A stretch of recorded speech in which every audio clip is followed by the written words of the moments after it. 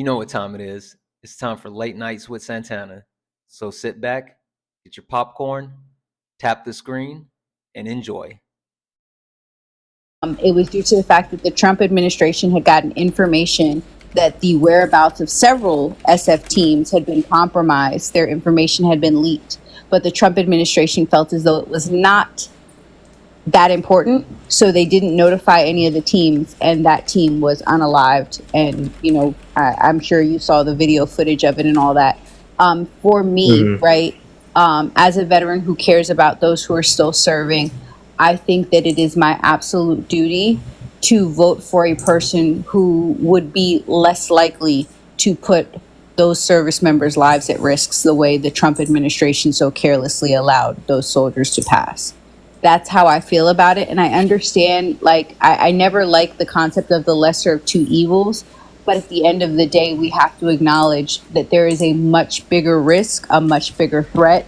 And if we, like, in my opinion, I do believe silence is complacency.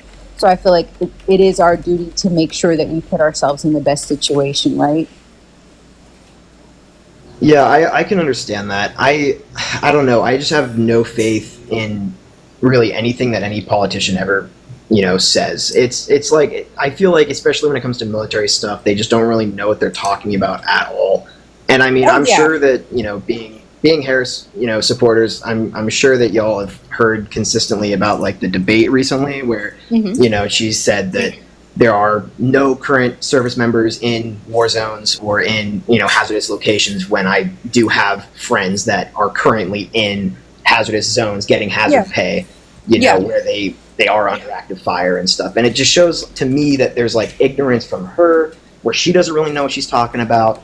And the things that you're talking about with Trump, like, that is also very fucked up, and I'm not a big fan of that.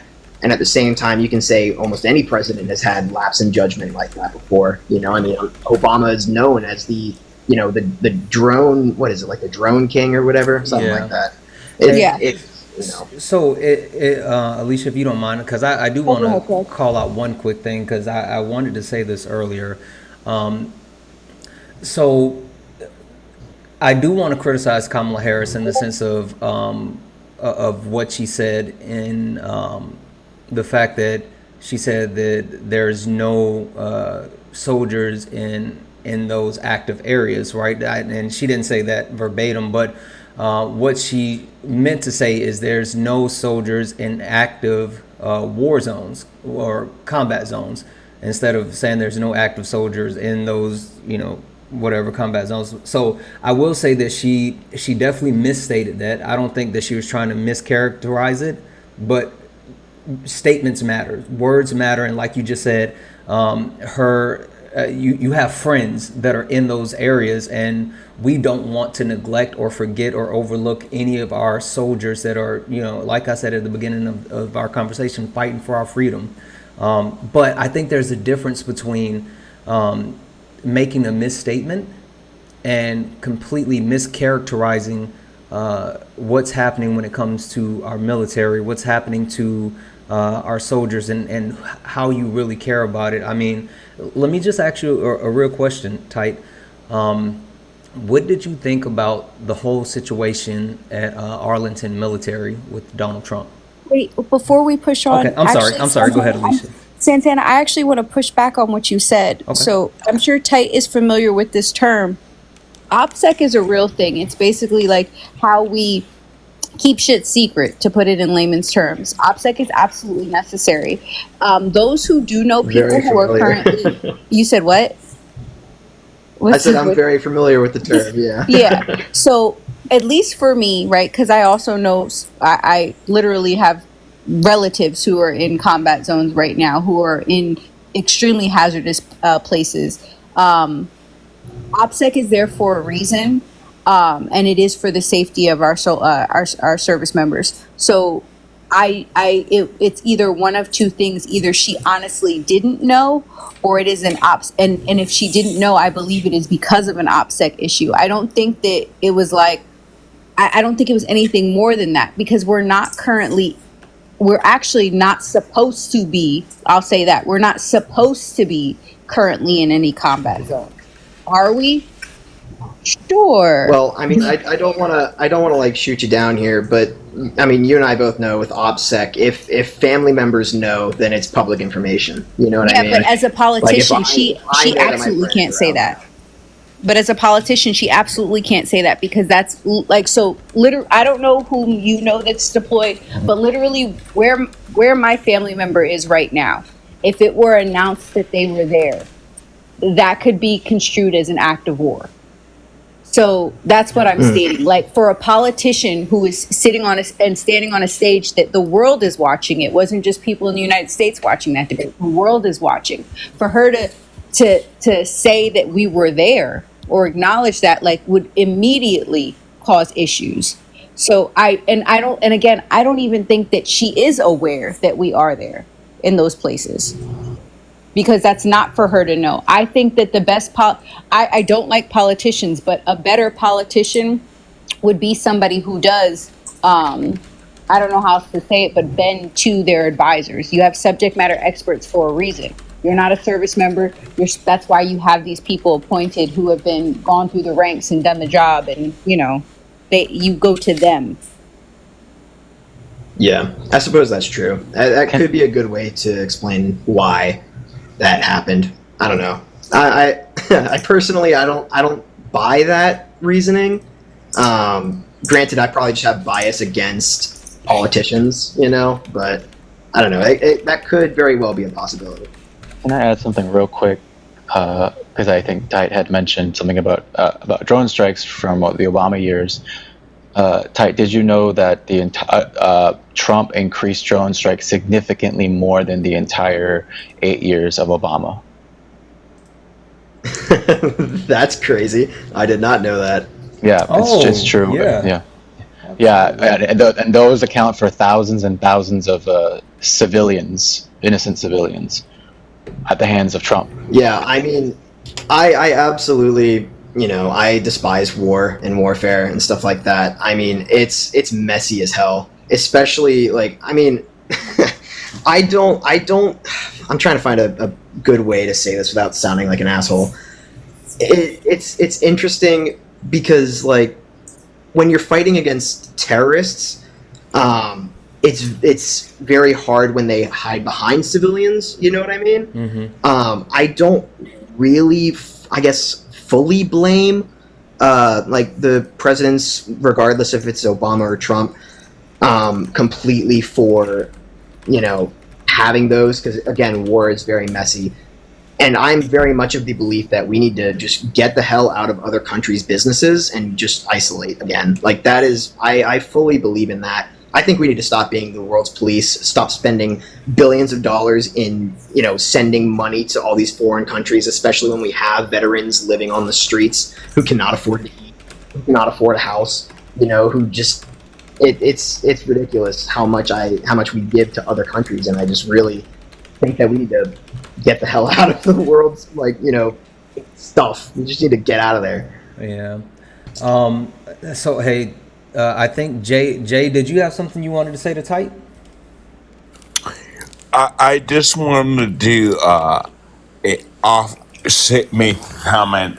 As a veteran, I have a different view, and I think I know enough of the military in order to have an opinion about it, and so I'm going to state it. I think there is a specific way that military people talk to each other. Would anybody disagree with me? No, you're right. Okay. And there's a certain way.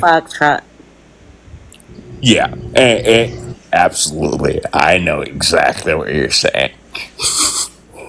And there is a certain way that politicians talk to people. Would anybody disagree with that? No, I completely agree with that. Okay. And there's a certain way that people talk to people, right? Yep. Just normal people. So I will say that I do think that she spoke badly. I will criticize that. I will give her. I will absolutely agree with that point. Yep. I think between those three things that I brought up, also the secrecy and everything, the knowledge, the no knowledge, we don't know. We can only speculate. But between all those factors, I think that is why she misspoke, in my opinion. And I happen to have the opinion that that situation actually makes me feel better because it's clear Vice President Harris is not proficient in language of a politician. She's not a professional bullshitter. So the fact that she wasn't slick as shit when she talked makes me believe and makes me think, and again, this is just my personal opinion. I'm not going to put this on anyone else, but in my opinion, it means it displays to me that she is more real, that she's trying to communicate what is actually the truth, and she's not proficient in the bullshit yet. I mean, I have no doubt that she will become proficient in that down the road. I think she'll become more of a politician? Absolutely. Do I think Governor Tim Walz will become more of a politician? Absolutely. Hopefully they're good politicians, but politicians nonetheless. Yeah. I mean, I don't think anyone would disagree that politicians have to, by the nature of their job they do, have to speak to people a certain way, You're have to absolutely be right about that. communicated a certain way. Otherwise, they can't function effectively. So the fact that she's not quite proficient in that makes me feel like she's more real, and that makes me like her more. I mean, that's a weird way to put it, and that's a weird way to admire somebody, so I to think speak. it's- But I think that's it's how I very feel. clear. I think it's very clear with Yeah, what I mean, you just I said. respect your opinion. Sorry, you're good. Go ahead, Barb.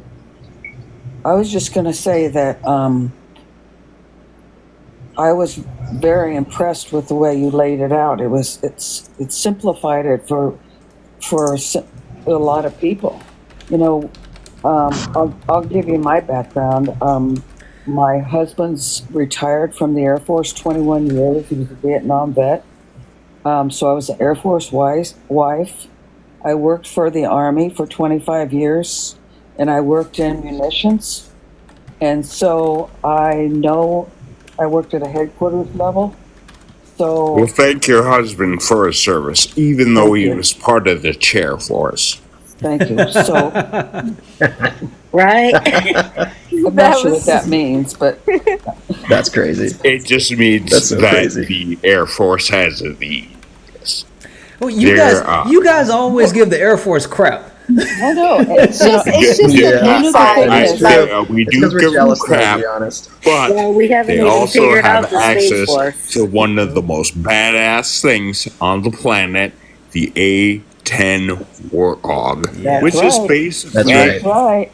basically a flying gun. You know, when we lived in Yeah. Eielson Air Force Base for 3 years, and that's the aircraft that they had while we were there. Mm-hmm. And my husband, it was in munitions, so he did, every aspect of working with munitions. You got to have these people that build the bombs, spec the bombs, store the bombs, all of that.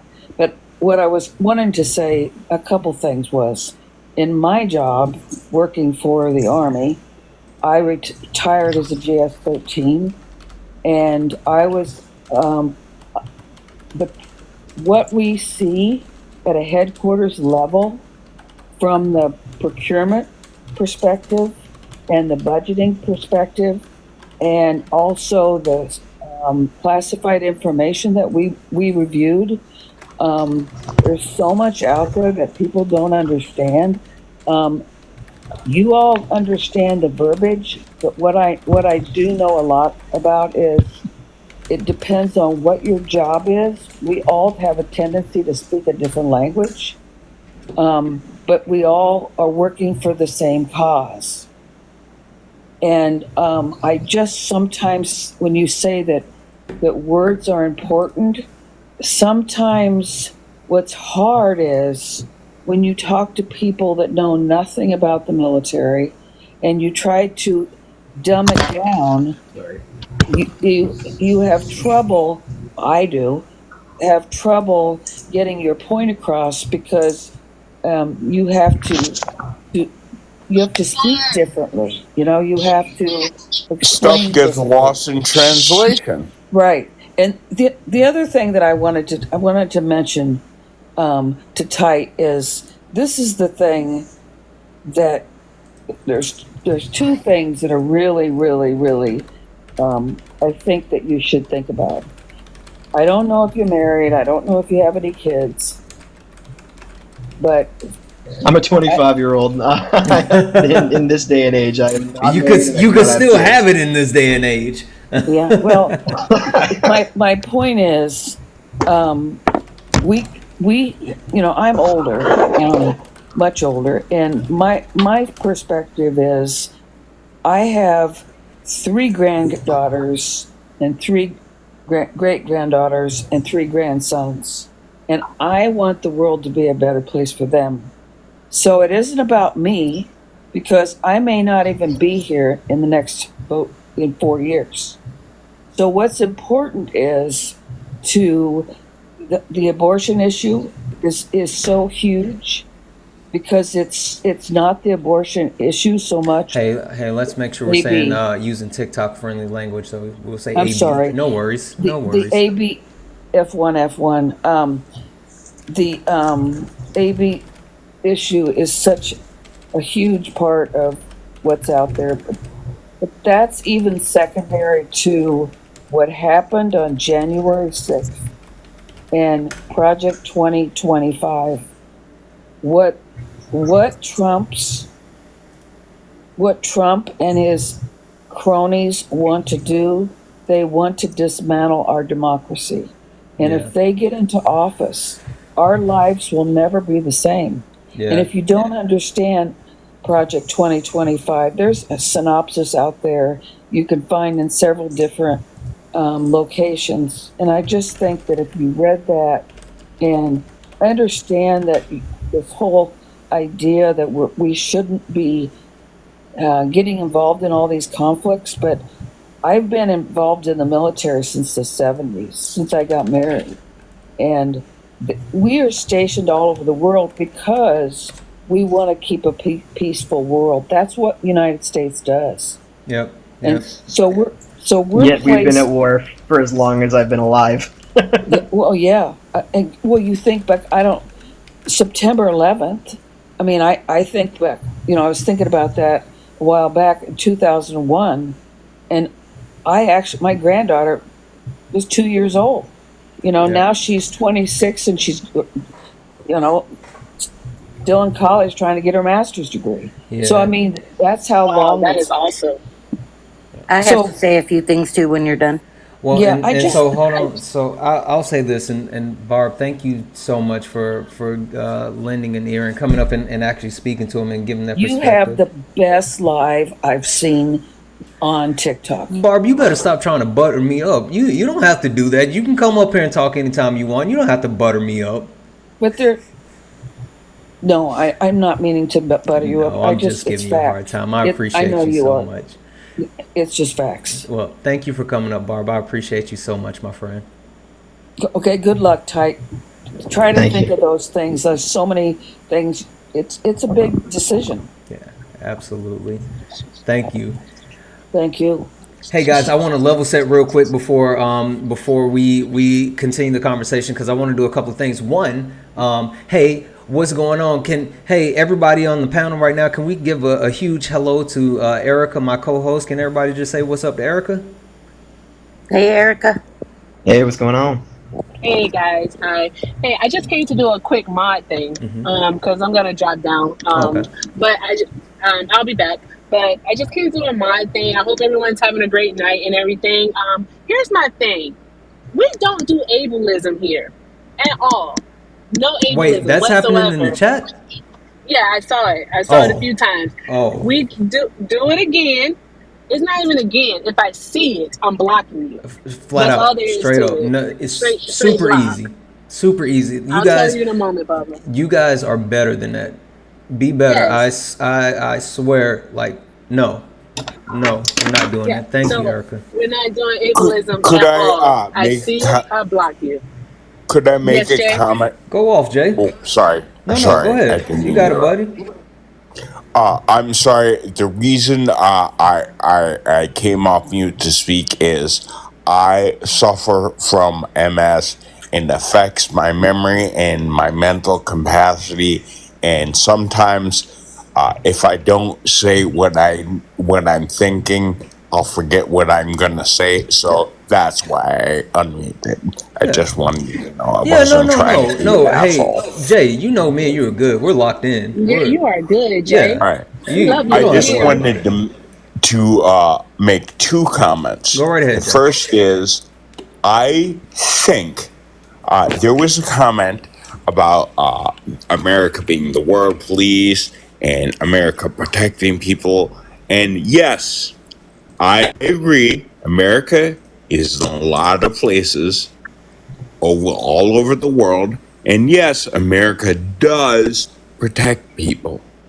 But it doesn't mean that America has been responsible for countless atrocities. And it doesn't mean that this country's origins are not so great, shall we say. It's more of, I think that the United States or America needs to mature, needs to evolve, needs to change the way we're doing things. I don't necessarily think we have to stop. I think if we solve the money problems here, like, for example, this is just an example, if we made the billionaires pay their share, in my opinion, we could continue. That's just one thing we could add to continue to be able to protect countries that need our protection, because there are countries and there are things that we have done to protect helpless countries. And you know what? I'm all for that. I love that. I'm not for overturning democratic elected politicians in other countries. I'm not for that. I can't do that. But I don't think that we need to necessarily change our role. I think we need to change the way we approach doing the role we've chosen to do. Because it's clear that America has chosen to be the protectors, has chosen to be the warriors. And you know what? That's okay. If that's what America's called to do, I'm all for it. Just do it correctly. I That's do all. agree with you. I got a I question. do want to say though that And I hey, hold on definitely one second. Hold on one second. Jay, my friend, I'm gonna drop you down. I don't know if there's something going on if you guys hear it, but like when you talk, there's like a clicking sound. It's like it's kind of cutting in and out. I'm gonna drop you down, and I would say swipe out, swipe back in, and then I'll bring you back up. Okay, my friend? All right, no problem. I'll do that. All right. Thank you. Absolutely. I'll hold off on what I was going to say until he comes back. Then Okay. All right. Well, real quick then, let's level set or let's finish. E, did you have anything else that you wanted to cover? No, just keep tapping. We're already at 25,000 likes. Keep tapping. Did I pay already? I don't know what's going on. I'm about to drop. My son says keep tapping. All I right. know that's right. What I'm up, gonna drive. nephew? I do want to All ask a right. I'll be question. back. Yeah. I do want to ask a question about Agenda 47, but I can wait. Yeah, I don't know if you need to introduce hold, anybody. yeah, hold tight, just 1 minute. All right, yeah, thank you, E. Guys, we do have a goal of 250,000 likes tonight. I know we can do it. We did 230 the other night. Let's keep tapping. Let's get up to 50,000 likes. 50,000 likes. Let's do it. Share the live out. Let's keep everything going. The daily gift is the perfumes. So if you want to send anything, send the perfumes. Also, my pay links are in the bio: Cash App, Venmo, PayPal. If you want to donate anything towards the daily donation goal, is $100. Everything is everything is accepted. Anything is appreciated. Last but not least, I wanted to get to, because we got a couple other new people on the panel, and I want to make sure we're not ignoring them. So K-Man. I wanted to give you an opportunity to come off mute and say anything that you had to say. Yeah, I just had a couple questions, man, and I think Jay's back up. He said that he wished that billionaires would pay their fair share, and I'm kind of curious on um, what is their fair share and how would you define that? So, Jay, do you want me to take this or do you want to speak on it? Because, I mean, we can go either way, my brother. I'm not a professional. My response to that question would be, let me share my opinion. It'll be short, and then you can share yours. So we could do both. Here's what I will say. I'm not an economic person by any means. I'm not a financial person by any means. Do I know the exact calculations that I would recommend? No, I do not. I just know that, like, for example, this is just one example. I know that Jeff Bezos, the owner of Amazon, who makes billions of dollars a year, shouldn't pay less taxes than a working person, than a nurse, than a carpenter. That's all I'm saying. I'm just saying something's broken. I'm not an expert. I don't know what to do to fix it. I don't know how to make it work, but something is definitely broken, and I'm pointing it out. Someone who is more qualified than me, please handle that. That's what I'm saying. Yeah, so I will definitely say I'm not more qualified, but what I will say is that there's a huge discrepancy as far as the amount of taxes that not only are billionaires but corporations are paying. Right, there's multiple loopholes, and I mean, even you take a look at someone like Warren Buffett, who says that if billionaires actually just paid their fair share of taxes, then the rest of American citizens, middle class and lower class, wouldn't have to pay taxes. There's a huge discrepancy, and Jay called out a great point, and I like to use that example. I should not be paying, I literally paid more in taxes than Jeff Bezos. That makes no sense. That's mind blowing. And when you talk about the amount of money that the top 1% hoards versus the rest of the country, there's a huge discrepancy in that amount of money, and also the amount of responsibilities that they have as far as paying into these social services and things like that the rest of us have to pay into. So the entire point is there's a top 1% that's hoarding the wealth, that has continued to get wealthier, especially during COVID. You take a look at like Elon Musk and how he's continued to get government subsidies, and that really help expand his wealth, while not really paying taxes and not doing anything to actually, contribute to American society beyond, putting out Cybertrucks to keep falling apart and, making Twitter go down the drain. So, Well, can I ask another question? yeah, go right ahead. Do you guys shop on Amazon? Yes, absolutely. Don't you think that's a bit contradictory? No, I don't. Not at all. Not at all. Can I? Oops, sorry. Go I go right don't. ahead. I don't shop on Amazon, but at the same time, I don't disparage someone who shops on Amazon, because it's kind of at the point where you kind of have to shop on Amazon. It's kind of one of those things that has been integrated into society. I don't necessarily think it's a good thing. I don't necessarily think it's a bad thing. It just is. I wish things were different. Absolutely, things need to be fixed. Things need to be changed. Things need to change. I think everyone would be agree on that. But I That think that's things need to change. yeah, sure. I mean, we can agree with that, but I think that's a bit contradictory, though.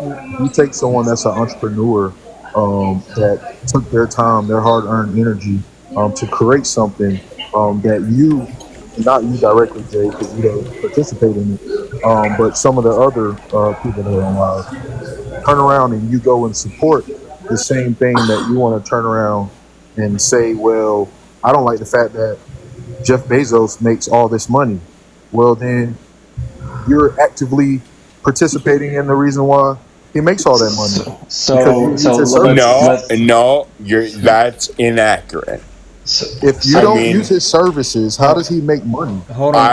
here's what I would say. My response to that comment is this: yes, I'm okay with people making money. I'm okay with people making a lot of money.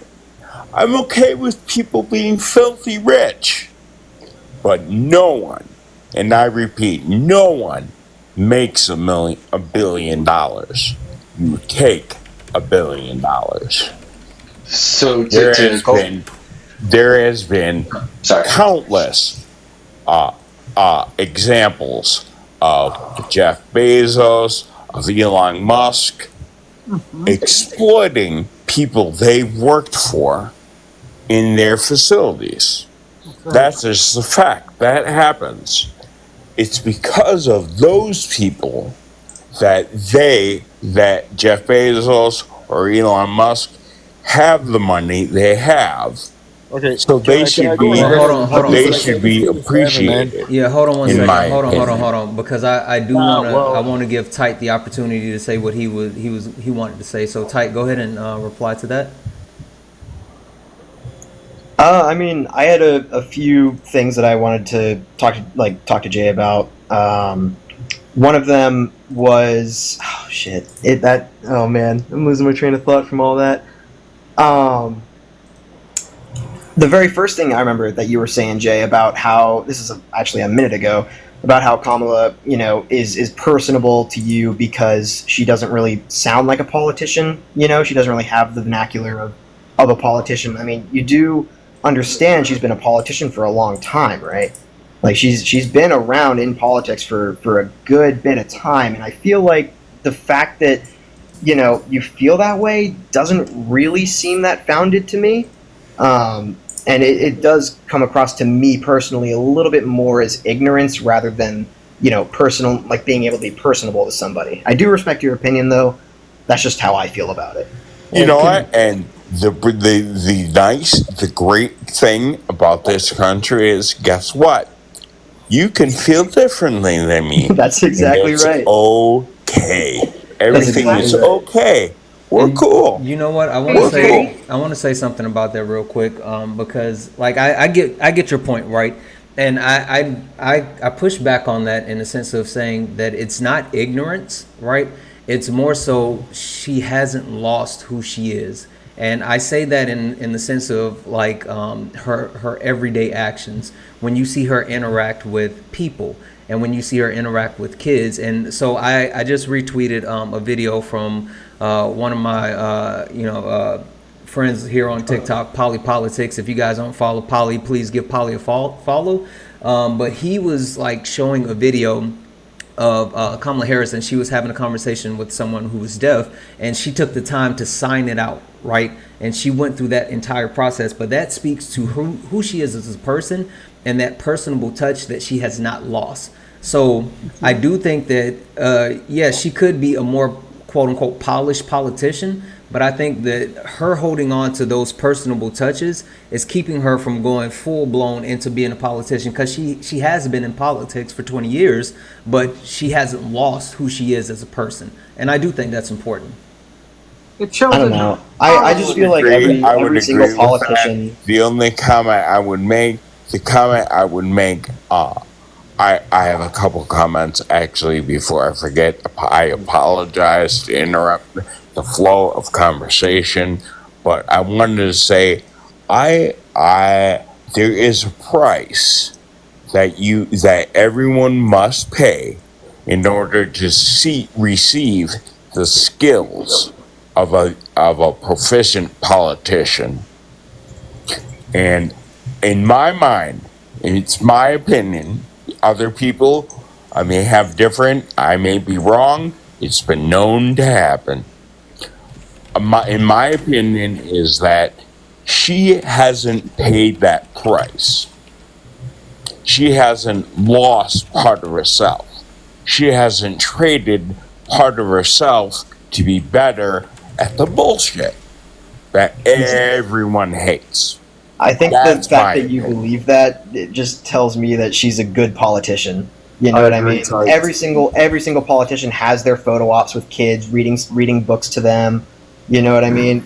They're not good people. They're just good at tricking normal people like you and me into believing that they're good. All right, You well, know? hold on Yeah. one second. Hold on. Mama J, I think I cut you off, and you were going to say something about that. Oh, come on, man. I think Greg has been waiting. Greg has been waiting. I'll be fair. He has been waiting. Okay, let's do this. Yeah, I would So- agree with that. Go ahead, I just Mama want J, to say and hello then to we'll Jay come to real you, quick. Greg. I just want to say hi, Jay. You remember me, right? Yes, I do vaguely. Okay. I used to work with Summer at SEIU on the Oh, home okay. care committee. Remember? I picked you up Not the day. particularly, but my mother was really big in the church. She most of the congregation, she was their Sunday school teacher. So I'm proficient in meeting people I have absolutely no memory of. I'm proficient in that.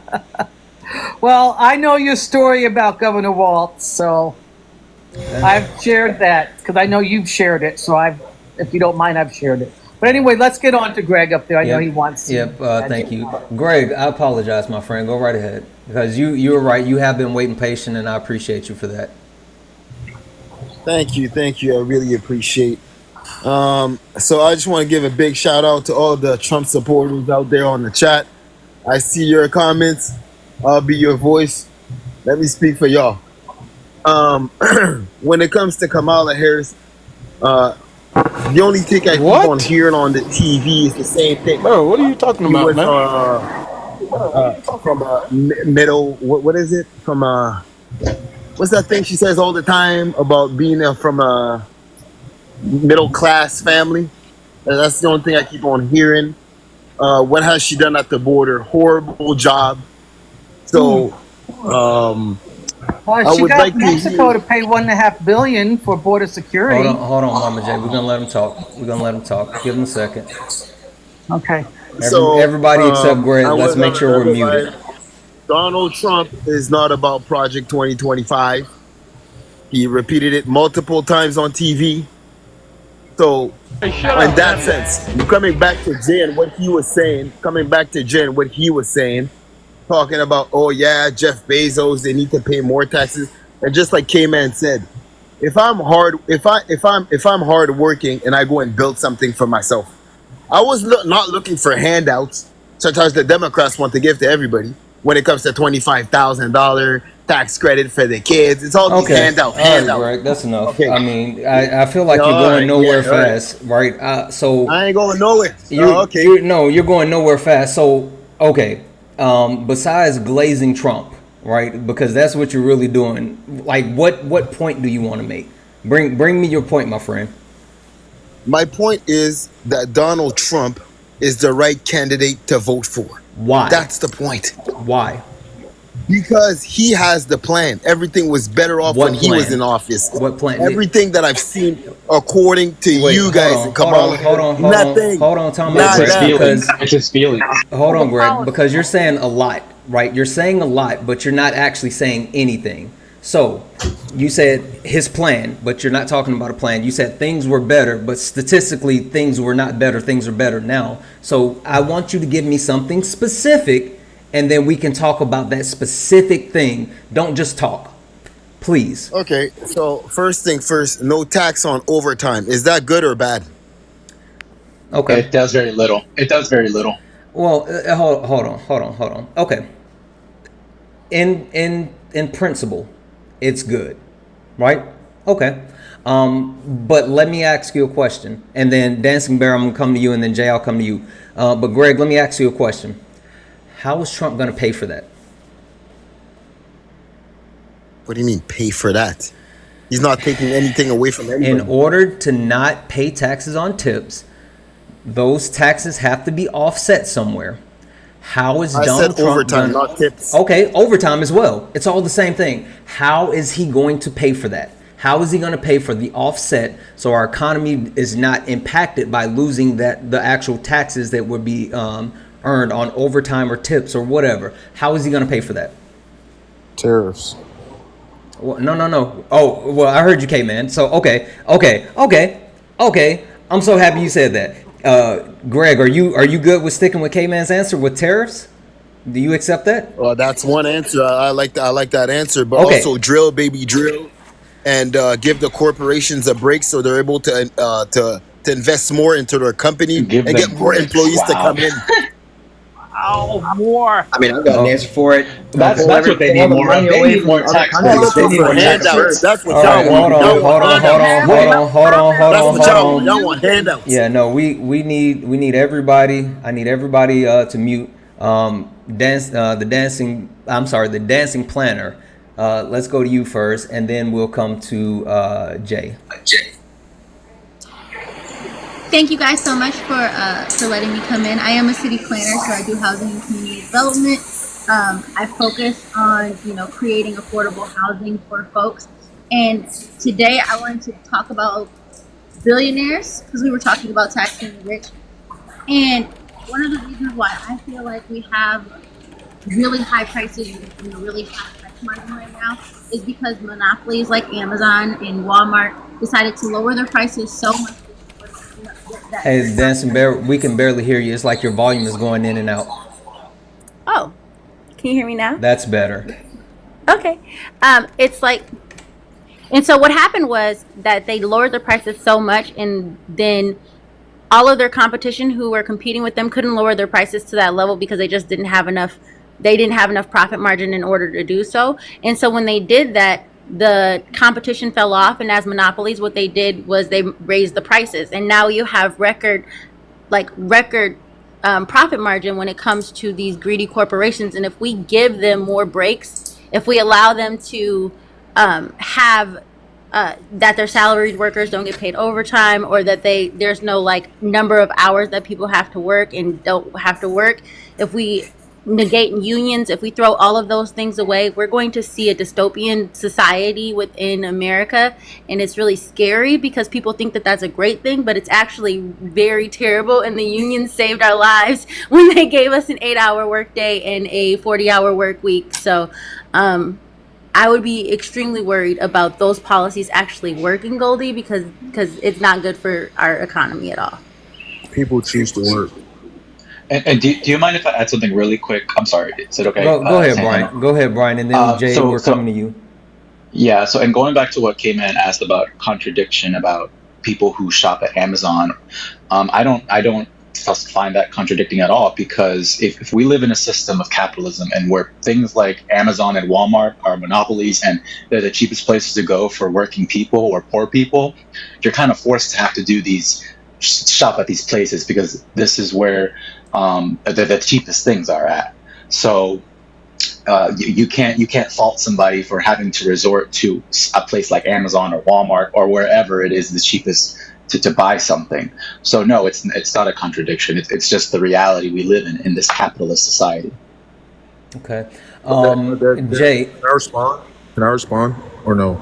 Yeah. Well, give me 1 second because I want to make sure we get Jay, and then after that, I'm gonna have to drop you down, my friend, because we got a couple other people that I want to rotate Oh, in. no problem. But go ahead. No problem at all. This is your live.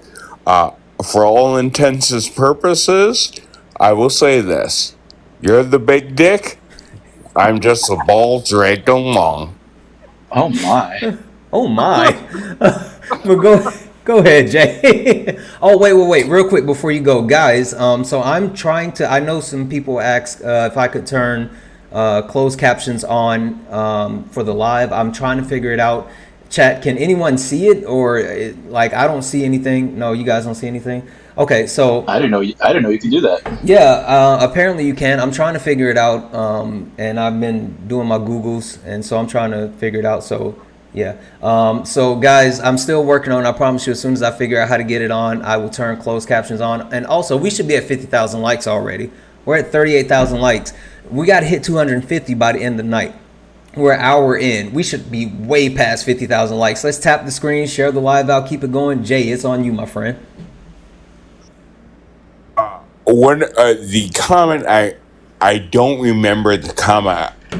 One of the comments I wanted to make, but the other one I do remember, and it's a saying that I think society would be better if people learn this, if people live this, if people just assume this kind of attitude. Society becomes better when great people plant trees under the shade of which they know they'll never sit. Oh my gosh. Jay, did you just speak a word? Holy smokes. Yeah, I think what my friend Jay just said is just because we can't reap those benefits it does not mean that we should not do those things that will be beneficial. That's why I sit here every single day being an ally for people of the LGBTQ community. Plus, I'm an ally for people who are for women and their bodily autonomy. I'm an ally for lower income people because it's not going to benefit me does not mean it's not something that shouldn't happen, and everyone should be have the ability to have a good life. Jay, you just dropped a truth bomb on us, my friend. I have another one for you. Go ahead. I have another Get it off. Everyone live this. No act of kindness, no matter how small, is ever wasted. Oh yeah. It's free to be nice. It's so free to be nice. Jay, I appreciate you for coming up, my friend. It's a lot easier to be nice. Yeah, absolutely. K-Man, you wanted to reply, right? Or was that tight? Or who wanted to reply? I'm sorry. That was me. Okay, go ahead, K-Man. It was just replying back to what Brian was saying. I think that is very contradictory. If I focus on building a business and I get myself to a point where you want to acquire my services and then turn around and blame me for your willingness to come and use my services, I think that's the issue. But sir, you're the one that buy up all the shops. You're the one that forces out of these small businesses to go out of business. But like, what do you mean? To get there. They got there somewhere. So, for example, he can't buy up all the shops if people aren't buying up all of his product. You don't. Well, sir, if you're the cheapest, then people will automatically go to you. That's right. People who have less. That's right. People who have less to spend will come to the cheapest option because it's the only option that they actually have. Because they're. Does anybody on this panel think people want to shop at Walmart? Because last time I checked, Whole Foods is expensive. Yeah. Hey guys, hold on 1 second. Hold on 1 second, because we want to make sure that. Wait. We want to make sure that we have some type of flow to this, and plus I'm gonna have to. My co-host is getting ready to come in, so Mama Bear, I'm gonna go ahead and let you speak, but then I'm gonna drop you down because I need to bring Erica in. Okay? Or Mama J. I keep calling you Mama Bear. I just call people whatever. Like, I'm a mama bear too. I think I was calling you the dancing bear. I said that right instead of the dancing Yeah. planner. Yeah, but you definitely don't want to see me dance. Yeah. I can't keep a beat there, but I am a mama bear. Yeah, no, It's go right ahead. No, I just be you making know, stuff up. It's There just is- bear. It's just bear today. Everybody's a bear. Everybody's a bear. Yeah, wait until That's it. we fight come, cause she'll be in later, and I call her We Trust every single time. But I'm sorry. Go ahead, Mama J. But first, off of what Jay said, you know, about planting trees, okay? But things do benefit me. If my neighbor does well, if somebody in the city does well, if they get a college education, if they buy a house, I do better. In Minnesota, we had a senator, Paul Wellstone, and he died sadly in a plane crash. But he has a saying that says, we all do better when we all do better. And just because you go into business and you build the business does not mean you get to take an ungodly amount of the wealth of that business while your employees live in poverty. Yeah. If you work 40 hours a week, you should be able to, at the very least, afford to live, afford to buy shoes and clothing, have transportation, have pay your rent or your housing expenses, and you're better off under Trump. What? No, that was an illusion. That was an illusion. How? Insurance is through the roof. I can explain. I mean, I can explain later. What are you Hold on. All day, Greg, but I was still speaking. Yeah, and this is the only time I've had to speak. Hold on 1 second, Greg, my friend. Let's have impulse control, because I want to keep you up here, and I want you to be able to talk, and I want you to be able to say all your little catchphrases, because you apparently want to get them off, and I'm gonna let you get them off, but just let's. Oh, he got kicked. He got kicked. Why did he get kicked? Why? Hold on. How'd he get kicked? Because I have amazing mods. And it sounds like one of the mods made a decision. Mama J, go ahead and finish your sentence. And he's requesting Greg, hold tight. We'll bring you back up, I think. He was in my spot. Oh, okay. Erica wanted him out the paint, so she got him out the paint. Finish up, Mama J. Greg, hold tight. We'll bring you back up. J. You know, when an employer like Bezos is making what is it? His company making $1 billion a month now? Is that what it's at? Something like that, right? But his employees can't afford it. That is called can't afford the basic needs. That's called wage theft, and he is stealing more than what he needs. He will never. That's corporate welfare at a high. That is. And when you want to talk about taking away child tax credits, are you kidding? Greg, are you seriously kidding? Yeah. We are giving the uber rich tax cuts after tax cuts after tax cuts, and nothing is trickling down. Yeah. You want to take the little bit that the middle class has and squeeze us right out of existence is what you're doing. Yep. No. But anyway, thank you for having me up. You guys have a good evening. Thank you so much, Mama J. Thank you so much, Mama J. Have a great night. And Brian, my friend, I'm going to drop you down as well, because I want to cycle a few other people in. Okay. But hang out because. Yeah, go ahead. But I was going to say hang out because I might need you as backup. I love the facts that you bring to the table. But go right ahead. Yeah. No problem. I wanted to respond to K-Man because he hold on 1 second. Hold on 1 second. Go ahead, Brian. You know what? I have to drop down. I'll be back later. I'm sorry. I have to drop down. I'm sorry. All right. Before we get to the dancing planner, Erica, how are you? I am fantastic. Well, it's a little bit of both. You know, it's been a sad day. Yeah. But also, you know, I'm good. Yeah. How are you?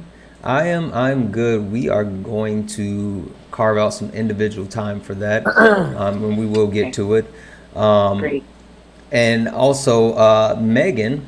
So guys, I wanna give Megan a few minutes because one, Megan is a sub. So that's why she got priority to come up to the panel. So if you want to get access to the fast pass, right? If you want to get up to the panel for the conversation, go ahead and subscribe. You get access to subscriber only chat, subscriber only lives. You get access to the Discord, which the Discord knows a bunch of stuff that you guys don't know. I'm going to just go ahead and mute you guys for a second to cancel out that background noise. Yes, we love our subs around here. Yeah. So the Discord knows a lot of stuff that you guys don't know, right? So if you go ahead and subscribe to the Discord, or subscribe, you get access to the Discord, and you get access to what's called a daily kick. Greg, I'm just letting you know, my friend, my subscribers are in the live, they're in the chat, and if they say daily kick, we got to get you up off the panel and you won't be able to come back. So I'm just giving you a fair warning, because they get access to that for being a subscriber. So anyway, keep tapping the screen, guys. We should be at a woman that kicked me out there. All right. Yeah. Well, this time I kicked you out. Like I was saying. I wanted to hear what damn it, Santana. Well, he can request back up because I'm trying to get off. I got to get this out. Anyway, we should be at 50,000 likes already, so let's go ahead and get up to. I'm sorry, our goal is 250,000 likes. Yes, we're moving kind of slow. We're not even at 50,000 likes. We still got the daily gift goal of the perfumes. So if you want to send something, send the perfume. Gift the panel. I am going to let Megan talk, and then we'll bring Greg back in. Megan, how are you, my friend? I am wonderful. How are you? Thank you for having me up again. And hi, Erica. How are you? Hi, love. How are you tonight? I am great. Not great, but I'm good. I understand. I got you. Yeah. One of those days. Yeah. No, I wanted to make a comment about somebody saying, I love how they keep bringing up the border and how Kamala Harris won't be great on the border. But you all realize she was Attorney General of a border state in one of the biggest states in the most populated state in the country, and she put transnational gangs and drug dealers and everyone that came across the border, she put them in jail. So do you guys want to say that she is bad on the border? Well, I think Donald Trump let a lot more know. Hey, Greg. Impulse control, my friend. Literally, I just told you this is a sub. She gets priority. You do not get to talk while she's talking. This is not a conversation at the moment. This is Megan's platform. Chill out. I'm sorry, Megan. Go ahead. All I'm saying is how many people came across the border. And yeah, Donald Trump wanted to say he wanted to build the wall, but how many people actually came across the border when Donald Trump was president versus how many people are coming across the border now? Yes, we did have a lot of people come across the border in the last few years, but the numbers of the people coming across the border now are a lot lower than they were when Donald Trump ended his presidency. So let's think about that. And you all want to say Kamala Harris should have done it in the last 3.5 years, but she was just vice president. She doesn't have control of that. The president does. But she has a lot of, if you actually do research on her, from being attorney general, district attorney, whatever you want to call her, in the state of California, where I live, she did a lot of great things for the state of California. Absolutely. And so you guys maybe should do some research before you start going against her or going against her policies that you don't even know about yet, because she's only been in the running for 6 to 8 weeks now. Yep. No, that's a great point. Thank you so much for that, Megan. I really appreciate the fact that you decided to come up and share your opinion, because I know you don't come up often, so that means a lot to me. So thank you. Is it cool if I ask Megan a question real quick? Yeah, go right ahead. Hold on. So let me just say this. Hey, shut up, man. Anyway, right, cool. So real quick, Megan. So Tight is our special guest tonight. Erica, I don't know if you heard this, but Tight is definitely our special guest. Tight is an official undecided voter in North Carolina. Okay. He actually is saying that he doesn't think. Yeah, he's saying that he doesn't believe he's going to vote, and so we have Tight up here. We're keeping him as long as he wants to stay, and we're having a conversation. But Tight, go ahead and throw it to Megan. So about the whole border situation that you're talking about. I mean, I was stationed out in California when I was active service, and I mean, to be completely honest with you, I mean, personally, I didn't really enjoy my time out there. Granted, I was in the armpit of California. I was out near Fresno, but about the whole, her policies that had to do with California, how do you think they would translate into, the entire southern border in a way to prevent the bad immigrants from the good immigrants? You know what I mean? I do. I understand what you mean. I think a lot of her policies is because you do understand she was a prosecutor. I think most of it is that if those people were to even try to come in, or if they had any kind of, I don't even know the word I'm trying to say, but if they had any kind of badness against them, and they check literally everybody that comes across the border. So you have some kind of, as Donald Trump will say, you have some kind of a barcode on you. Process. So they're able to check your background, and they're able to know like what happened in the country that you were coming from. But either way, even if they were to come across the border, she's able to prosecute them, and that's what she did in California. She was able to prosecute them as they came across. Once they came across the border, they committed a crime. She was able to prosecute them and come across. Plus, she also went through the tunnels that are under California, under the border of California and Mexico, and she was able to stop these people from coming over, or engaging these people to be able to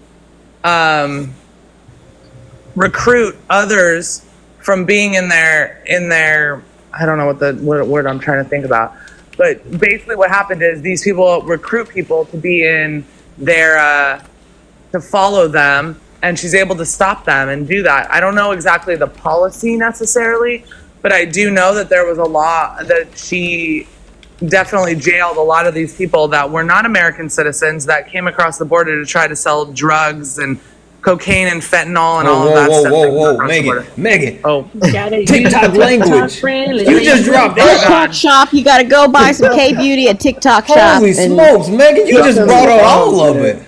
They got some bad sneakers on TikTok shop. You can't say F drug or F drug. I'm sorry, Megan. I'm gonna have to let you go, so we don't get flagged. Can I ask you one more thing real quick, if that's cool? I want a banana. Yeah, go right ahead. We got to make it quick though, because they will. Yeah, I got you. The main thing that I kind of have an issue with is the fact that like they have to commit a crime once they cross illegally, because they don't really get checked at the border if they come across illegally. They get vetted, sir. One second. Let them finish. That's not how Okay, anyway, they come across the border illegally where they don't get checked until they commit a crime, right? So like I feel like it's kind of, you need to make a strong border to prevent that kind of thing from happening. Because I mean, if somebody illegal comes across the border and kills somebody, sure, we can jail them and deport them, but at the same time, it's like alive. You can't say they get checked. No, yeah. They get checked before they come across the border. Hold on. Just to level set, let's make sure we're using TikTok friendly language. Unalive, pew pew, Nazis, F drug. That was. Like all of those things, because I do not want us to get kicked. So I was a little passionate. I'm so sorry. No, you guys are good. I'm so sorry. Anyway, if somebody gets unalived, over here, I would much prefer that not happen, obviously. So I feel like we would need to create a stronger border, Like, sure, I'm all for making it easier to become a legal immigrant, and prevent a bunch of illegal activity, crossing the border illegally and stuff. I also, what do you mean they get checked as, like, even if they cross They get illegally? vetted, sir. They are vetted. Yeah. They get vetted, so their names, they have to give their passports or their IDs from as they're walking in, as they're what they call I forget what they call it, but they walk up to the border agents, and the border agents have to vet them and check them. And I'm talking about the ones that break through the holes in the wall, you know what I mean? Or whatever. Sir, just so you know, it's way more likely that an illegal individual is actually going to come in through a tunnel, not over a wall. No, for sure. The thing that the border bill addressed, the thing that the border bill addressed specifically. Oh my God. Anyway, my company sells tampers. Tampers are geological devices that we can insert into the ground, and it monitors geological activity. So if someone's building, for instance, a tunnel that you can drive a semi-truck through, they are alerting immediately Border Patrol. We also produce drones in which use LiDAR, so they can monitor what's going on beneath the ground through seismic activity and above the ground. So instead of having this giant wall, which is also something that's very bad for nature, as a matter of fact, you know, when you have big old walls that stop migrational paths, you have a more intelligent way of dealing with. You have a more intelligent way of dealing with something and being able to have less manpower while being more effective and having less impact on nature. Do you really believe what she's saying right now? Like, you know reality. Hold on. Come on, man. I don't know if you know anything about anything, sir, but I most certainly know about my industry. Yeah. Hold on one second. So what's for dinner? right. Megan, I'm gonna drop you down, my friend. Thank you.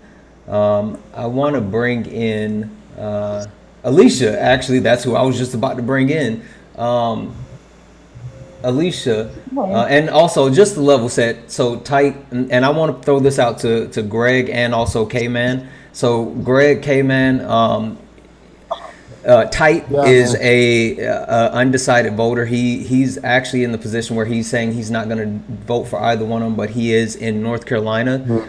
So I just want to make sure that you guys understand that your opinions and your actions on the panel is playing into whatever decision that he does or does not make, whether he votes for your candidate or not. So I just wanted to level set because the people who are voting for Kamala Harris is taking that in mind as well. And last but not least, cool. Richard, you've been sitting here quietly. I want to make sure that I acknowledge you as well. Is there anything that you would like to say?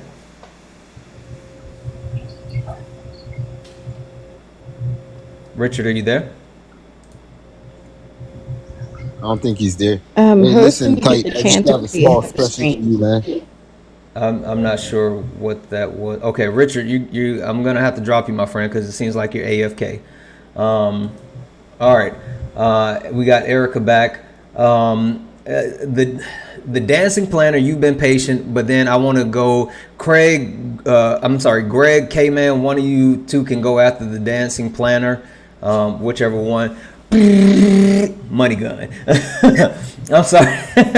Go right ahead, the dancing planner. No worries. Okay, so I wanted to talk about the border, and I don't know if there's a really huge echo in my bathroom, but I wanted to talk about the border and the issues that we had when Trump was president. So How do I unmute? You are actually unmuted now. Oh, 1 second. The dance planner. Richard. Yeah, no, 1 second. The dance planner. Rich, is this Richard? This is Richard. I only got one thing and I'll get down. Okay. Yeah, I was trying to. Okay, you couldn't unmute. That's what it was. Go right ahead, my friend. Yeah.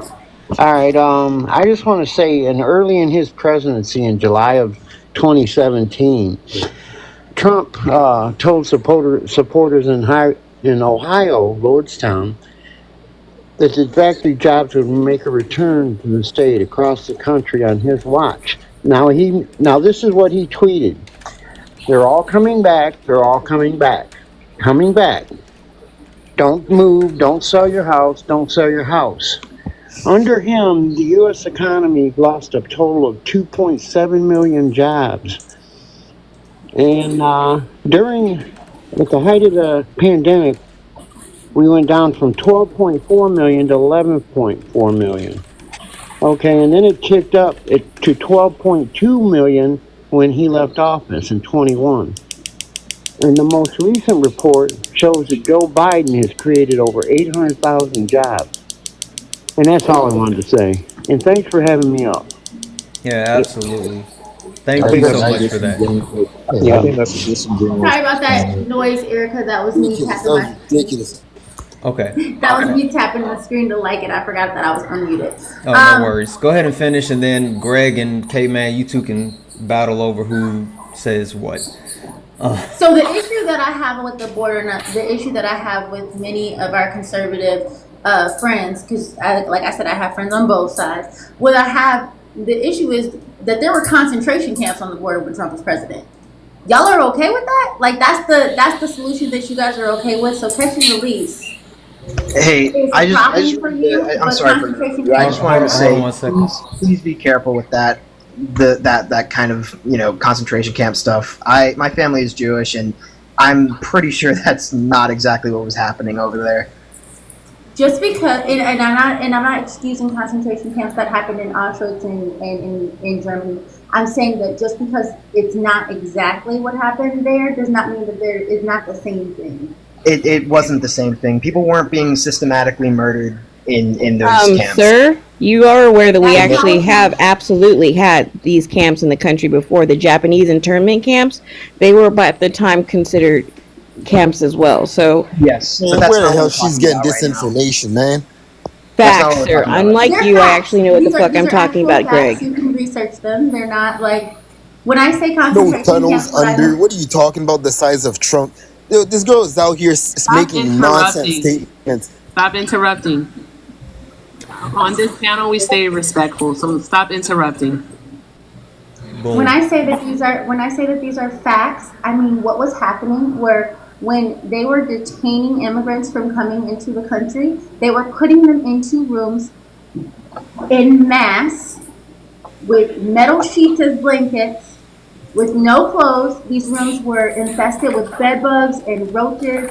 This is facts. I'm not lying to you. You can go to the Department of Health website for the government and look at what these concentration camps look like. They And stop saying that. They were not concentration camps. Okay, Sir, they were they holding were by areas, definition because they had one group of people who were put in and put on some human conditions. Okay. That is by definition a concentration camp. I am I am also pretty of Jewish clear. descent I myself. am pretty I am clear. also of Jewish descent, and I am aware that there is a very sensitive part of people when talking about these matters.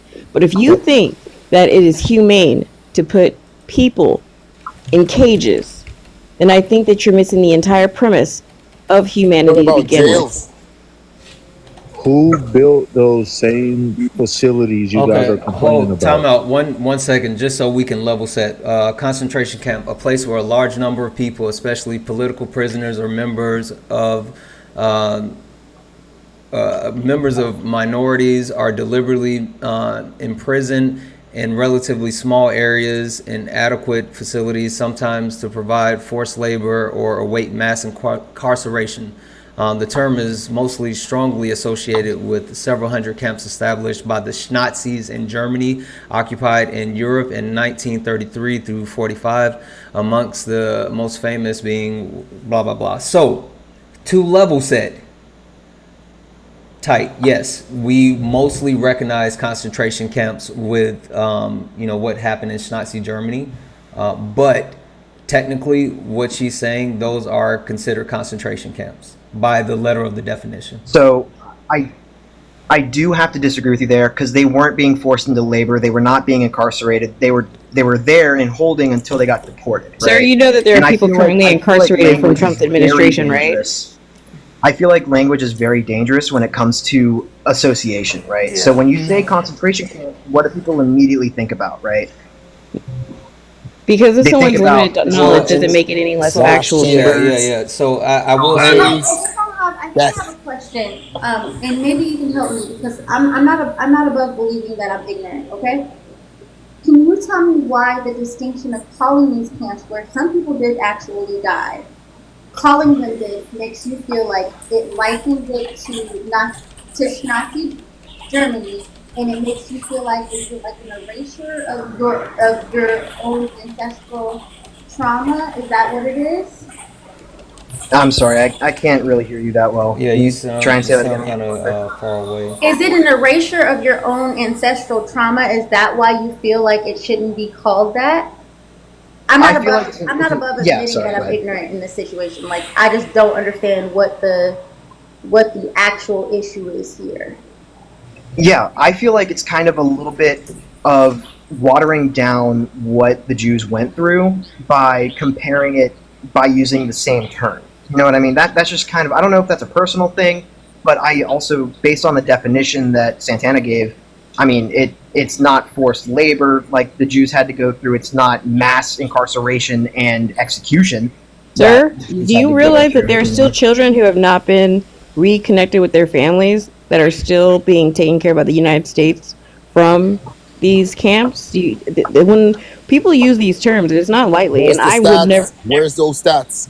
Yeah. I just want you to research it. Like, I don't. I mean, I'm telling you where you can find it. I told you that the So Department so let's do clearly this outlined. because we're kind of getting tied up, and I want the dancing planner to be able to finish her point, but I also want to get to Erica and everyone else that's on the panel, and plus I want to cycle a few more people because there are people waiting. So the dancing planner, go ahead and finish your point, please. Absolutely. So what I am saying is that I prefer catch and release over the situation in which we detain people who are just trying to escape and find asylum. And as a Christian person myself, I use the validation of Jesus was himself an illegal immigrant. He was running away from King Herod. It's well documented in the I Bible. appreciate y'all, man. Thank you, man. And when it comes down to it, like, we should treat our illegal immigrants as people because they're Undocumented. That's all I have. Undocumented immigrants. No Yeah. human is illegal. Yeah, absolutely. That's all I wanted to correct. Undocumented. Nurse, can I pretty please have the screen for a second? Who else is a Trump supporter in here?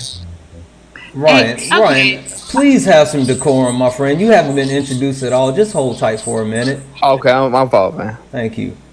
The dancing bear drop. Yeah, let me see if I can hold on. Let me do this real quick because I know we tried doing this before. Hold on. Let's see.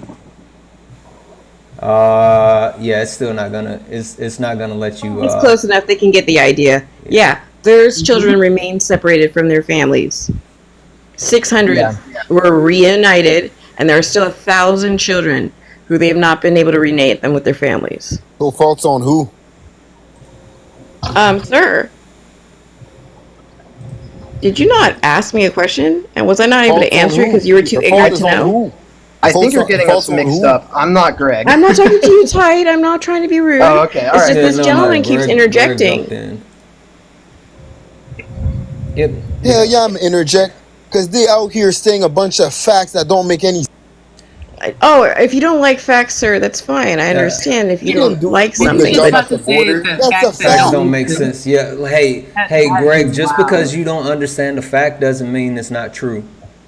Okay, let me just say this. So, by coming here, they knew that those were the risks, right? No one told them to come here.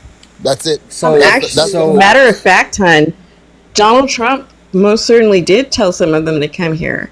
No, you see, that's why she's lying. Bring those facts again. How did he say that? I can, actually, because unlike you, I know what the fuck I'm talking about. The legal way. Okay. We don't want criminals from the jails of Venezuela. Hold on. We don't need that. Oh, you know what? If I could give you a hug right now, I totally would. One second. What's for dinner? Erica.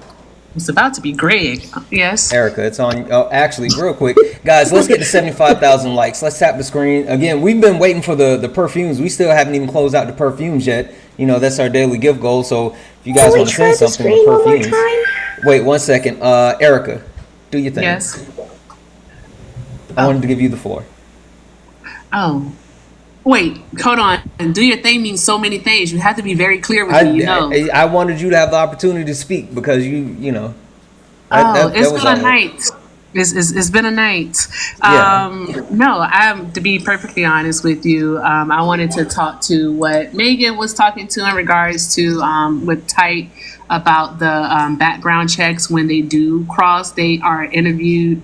And the U.S. Citizenship and Immigration Services, so USCIS, actually conducts a background check. And it's regardless of their ethnicity, national origin, or religion. So everyone who comes through a port of entry that is foreign, so they're immigrating here, they get checked. Also, why would someone who risked their life to enter into the country come here just to commit a crime to where if they're caught, they'll just be deported? That doesn't make any sense. That's why, who is beeping? That's me. That's a dishwasher in the background. Oh, okay. I let me mute up. Okay. I'm was like, who's beeping? It's you, Santana. All right. But no, so Tight, you have to think of those things. Like, why? Would you immigrate to another country, risk your life to do so just to get there to commit a crime? Like, undocumented immigrants have one of the lowest crime rates in this country. So when people say things like that they're coming here and they're committing crime, no, I really think that's just xenophobia. I mean, I do understand that. I don't believe that every single person that crosses the border into the U.S. is is vetted. You know what I mean? I just don't think that's possible because there's so many people that come across. And I mean, I'm not saying that every single person that crosses is a bad person that's going to commit a crime, right? Like that is absolutely not true. But the fact that there are people crossing that are a part of, gangs from, Mexico or whatever, or other kinds of organized crime, you know what I mean? That's my main issue. That's like the big issue for me. We have gangs here in the United States, homegrown gangs here in the United States. That is true. It doesn't make any sense what you're saying. What do you plan to do about them? I mean, we have all kinds of problems. We're tackling one at a time. You know what I mean? And I feel like Let's just add more problems. Let's just add more problems, right? Greg, I really wish you would stay on mute. I mean, for me, right? Like, I totally get that we have American gangs, and that's really rough, and there definitely is something that needs to be done about that. But I feel like, one step at a time. You know what I mean? Like, if we can prevent other atrocities from happening from, other, I don't want to say easy ways to, like, stop bad stuff from happening, but I don't know. I just feel like that's a good way to begin kind of stopping unnecessary violence, Yes. Yes. So, have to, in order to, go ahead, Santana. No, I was just about to say I want to pass the mic over to one of my friends, Wu-Tang. I wanted you to go ahead and I wanted to give you an opportunity to speak. So the floor is yours. I wanted you to be able to speak to. Wu-Tang. Hey Shira, I had a couple things. One, kind of backtracking about the definition of concentration camps. Oh no, don't get tight back on that one. Okay, I'll leave it. I live down the street from one, and to say that the ones here weren't technically concentration camps because they didn't have forced labor. They absolutely had forced labor. They had to build railroad tracks and had all other kinds of forced labor, like that. Read a book. And as far as undocumented immigrants go, they don't have to come through a designated port of entry at all. All they have to do is get here. That's it. Yeah. So you're saying there was forced labor in the internment camps that were at the border? Nope, it was not. Is that what you're saying, Wu-Tang? I was talking about when it came to the definition of internment camps. I don't know what she said. She was saying in reference to the definition of internment camps. That's another thing is forced labor. Ah, gotcha. Well, my vocabulary is not the best. All I know is that, like I said, like relating words together, saying the phrase concentration camp, every single American that went through high school is gonna think about, what happened in 1945. Okay, you know what I mean? Let's just to put this to bed, right? Just to put this to bed, Tight. When I say slavery, what do you think about? I think of American slavery, even though I know there was a lot of other okay, got it. So you think about black people, right? Yeah.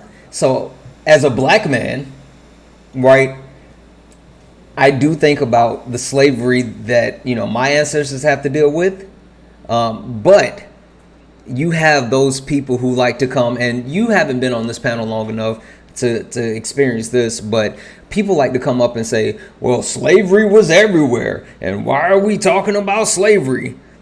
I don't say, oh, we're not going to talk about any other slavery because there's only this slavery and you can't use slavery. like I get what you're saying. Words do matter. They do count. I think we're really digging into semantics. But there is, I mean, whether we classify it as a concentration camp or an internment camp or immigration camp or whatever, I think we can all just kind of level set and leave it at it's bad, because what those people were dealing with in those camps at the southern border, they were bad, and the concentration camps that were in Nazi Germany were way worse, but they were still bad. And all these two camps, they're bad. I think we can all just level set and leave it at that. Do you? I mean, agree? I can agree with that, but the thing is, about the slavery comparison that you just made is that was the same thing. No, you know what I mean? Slavery back then. No, it wasn't tight. The reason why is because there's no other race that has ever been enslaved because of their race. You have indentured slaves. You have other people that are slaves for other reasons, but only black people were enslaved purely because of the color of their skin. So it's not the whole the same. construct was created to enslave us. Exactly. It's Hey, not Santana, what the about all the other black folks? What about all the other black people that wasn't enslaved? What about them? What about He said the color. He said the color of their skin. Yeah, but there's only. But you know, what I'm saying there's plenty of other people with the same color skin that were not enslaved, right? not plenty of. Not actually. plenty, no. They all and when we talk about the hierarchy system, they were considered still a subclass of human being. Like I really don't want to get down this rabbit hole because I came here to talk about immigration. So I don't know what you're on right now, Ryan, but like let's stick to that. Well, I mean, you know, read Deuteronomy 28. You can find out. Hey, hold on. Let's not do that. Okay, you know what I'm saying? Hey, they Ryan. knew that they were cursed people. Ryan, they knew that they were cursed people. Ryan. Hey, shut up, man. Wasn't your turn to talk, buddy. Wasn't your turn to talk. So they get to chime in, but I don't. Okay, go ahead. Anyway, I think that we can honestly agree to disagree on this, and we can just move on. Let's just leave that one. Personally don't think Let's leave that Yeah. one tight. Also, real quick, guys, I think we're at 71,000 likes. We should be at 100,000 likes already, guys. Let's tap the screen. We still haven't even closed the perfume bottles out for the daily gifts. I don't know what's going on. I think we're just like in the kind of stagnant flow. Let's tap the screen, share the live out, gift the panel as well, guy. Oh, excuse me. Erica's been sitting here for a while. Can we drop some gifts on Erica? Can we blow up her gifts, please? Like, can somebody send Erica something kind of cool? Maybe she'll turn on her camera if you guys send her a cowboy hat or something. Like, I want the mustache. She wants the mustache. So please gift the panel. Let's get everything going. Let's get some good stuff. Get the FYP out, but let's get to 100,000 likes. Let's go. Tang, you had other points. You ain't made no. Let me talk, bro. Tang, sorry, I'm not used to being called Tang. I heard Erica said, and I thought it was kind of cool. So my bad. No, it's okay. It's okay. Wu-Tang is like. I could have sworn you just said Tang, and I was like, oh snap, that's cool. I'm gonna use that. I'll try to remember it. Wu-Tang's part of my actual name. So. I'm sorry. I thought I heard Erica said it, and I was like, oh, I'm gonna try that. I don't mess up. May I ask a question? No, you're good. I'll go. No, Ryan, shush. Man.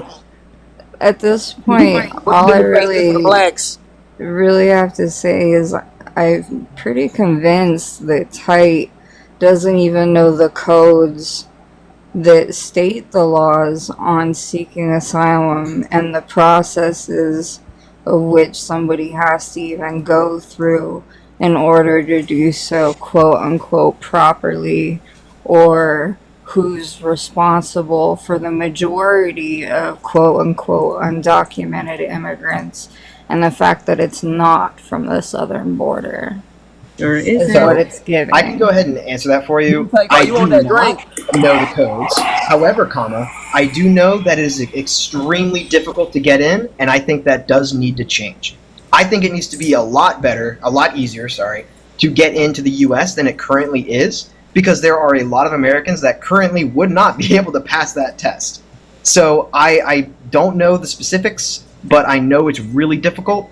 I have a lot of friends who, especially having been in the military, friends that their parents are first-generation immigrants, and they were undocumented.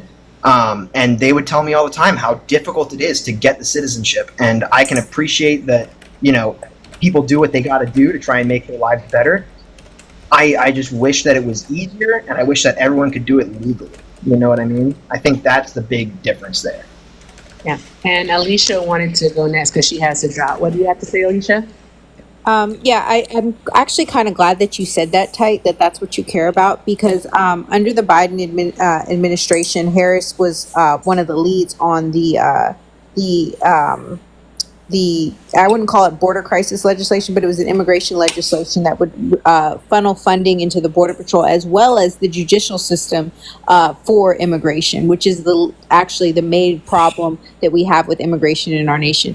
There is no border crisis, there is an immigration crisis, and that crisis stems from the fact that we have one of the most janky ass immigration court systems like ever, right? It is completely backlogged. There are not enough judges. There are not enough people. There's not enough funding for it. The vast majority of people here in this country who are here, quote unquote, illegally, are people who are here on expired visas because they've spent their entire lives having to renew these visas, put money into the system, a system that they can't pull money out of, for that matter. And things end up happening which cause their visas to expire. They lose money, they're not able to pay, they miss a court date, whatever the case may be, and they are now listed as illegal in this country. So I would say that that's the system that we need to fix. That's what we need to make sure is better so that we don't have people who feel the need to cross illegally. And of those who would cross, if we made the system, let me put it this way, right? If we made the system of becoming legalized a more smooth process, I won't say easier, I'll say smooth process, then I wouldn't mind hearing people say something like being tougher on those who come here illegally, because that would mean that they were probably here trying to come under the radar to break laws. But those who are trying to come here right now are people who either the system won't allow them to because it's too janky, or again, their visas expired, which is the more common response to it. It's seriously a problem, and I say this with literally my father worked for ICE. He just retired last year. He was a huge higher up in ICE, and it's a huge problem that we face here in this country. I think that it's super disingenuous that people also only pay attention to the southern border as though that is the only place that people come through, because it's absolutely not. I just want to, and I always bring this point up, Alicia. I live like an hour and some change away from the northern border, and it's super easy to get in and out. Yeah. Like super easy to get in and out. Like, yeah, you should worry about that. Yeah, absolutely. Yeah. I can agree with that. It's definitely the problem with me is Hey, when can we talk, man? Especially Americans. I love Americans, right? And I want more Americans. That's the thing. And it's brutal to me when people that want to cause harm come into this country. You know what I mean? And hurt Americans. That's the part that hurts me. And I really wish that it was easier to get a citizenship, and we then at the same time could then be harder on the border, like you said. Yeah. Hey, Ty, who are you gonna vote for? Ty, who are you gonna vote for, bro? God damn it, Ryan. Hold on 1 second. I was just about to give you the floor, but you can't stay on mute for 2 seconds. Impulse control. Motherless baby. I mean, Ty keeps on talking. I mean, what's the big deal? Hey, shut up, man. Anyway, Tight. Was that all you had at the moment? Yeah, that was all I had at the moment. Okay. So what I want to do is, because K-Man hasn't said anything in a while. No, we didn't want to kick Ryan. I was just about to say I'm gonna let Ryan speak. Ryan, if you're still in the chat. I'm going to say goodnight, y'all. I just wanted to say goodnight, y'all, and thank you for letting me up. It was a pleasure. Hey, you're always welcome. You know that. Thank you. And I love Erica, so I definitely followed her into this live. So you have an amazing co-host. She's an amazing woman. She is so dope. Yeah. Why she kick me off? Why she kick me off for, man? I didn't kick you off. God damn it, Ryan. And you making me curse. Listen, my mom watches this, right? So I try not to curse. Ryan, please don't make me come out of myself again. So this is what we're going to do. K-Man has been super patient, super quiet. K-Man, I'm going to give you the floor to say whatever you want. And what I will say is, guys, let's stay on mute. Let K-Man get his point across. K-Man, please don't monologue for, like 5 hours. But say whatever you want to say. And then after that, we will come to Ryan. And Ryan, I'll let you talk. Yeah, so I think what I'm hearing from a lot of people that support Democrats is you guys are very philanthropic, and very caring, and What? you guys got good hearts. Bro, what are you talking Here's what I about, mean man? by that. Yeah. What's I mean, I don't know if I. Go the ahead. Well, there's a couple things that was mentioned earlier. Santana. philanthropic? Yeah, philanthropic. Philanthropy. Got it. So, It's a good thing. It's a yeah, good thing. It means that you care. right, right. You guys care. And the reason why I'm saying that is because there's a couple things that you guys are when you bring your points across, like earlier, in which it was maybe 30, 40 minutes ago, Santana, you was said, hey, I don't mind being taxed more if I know that that's going to go towards someone that is less deserving, or are in a situation where they can't necessarily afford certain things. And that's a very caring thing to do. But I think that's the mis I think that's what Democrat supporters misconstrue with the whole agenda of the Democratic Party. Is we've bought into this psyop that they care about the middle class person, and that they care about the little man, when in actual reality, there's nothing that they're going to do to benefit that person, right? So a lot of people say, well, Kamala's like, hey, she's going to tax the rich, she's going to tax the rich, she's going to tax the rich. Okay, my only question back to you is, well, who are her biggest donors, right? A lot of the major corporations people are complaining about are the same big corporations that are donating to her. So I have a question for people that say that. Yeah, Okay, no doubt. you honestly think, and this is my last point, you honestly believe that the person who's receiving the most amount between both candidates, the person who's receiving the most amount of funding from those big corporations that you guys hate so much, is going to actually turn around and then do something that's going to directly impact what they're doing? That the logic there doesn't make sense. Okay, cool. So let me say this real quick, and it's like we're almost 2 hours into the live, and I don't understand how we're almost 2 hours into the live and we haven't even hit 100K yet, guys. Let's tap. I don't either. Here's what I'm gonna do, Santana. Here's what I'm gonna do, bro. All right, it's 9:58 on the West Coast right now, and you got until 10:05 to get it to 100K. That's 7 minutes. If I'm doing my math right, yep, that's 7 minutes. All right. If not, we all can talk to ourselves in the comments, and y'all just be listening up here. I don't like turning off the comments because Santana doesn't like it, but I'll turn off the comments. Greg, shut up. Greg, this literally this doesn't even involve you, brother. You're up here on the panel. Just chill out. Chill, dude. Damn. Like, please. So yeah. Real quick, let's get to 100,000. Hold on, because I want to say this, right. We're almost 2 hours in, and I haven't had to say this yet, so I just want to make sure that I say this, and this is just for everybody that's on the panel, and also anyone listening in the chat, anyone that might come up.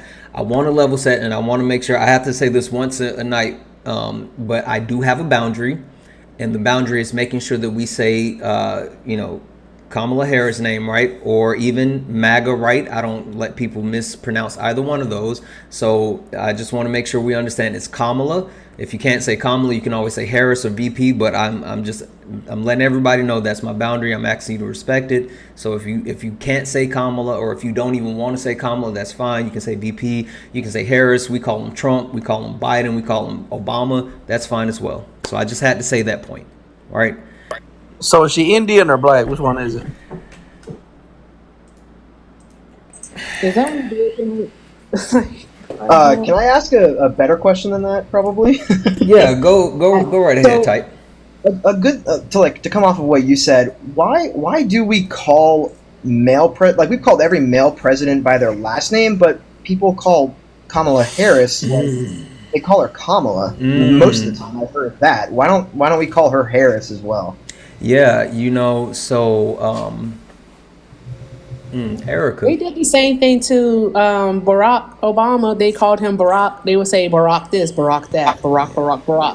Right? It's a bit of a micro. It's not a bit. It's a microaggression. It is. It's definitely microaggression. Infantilize like black people.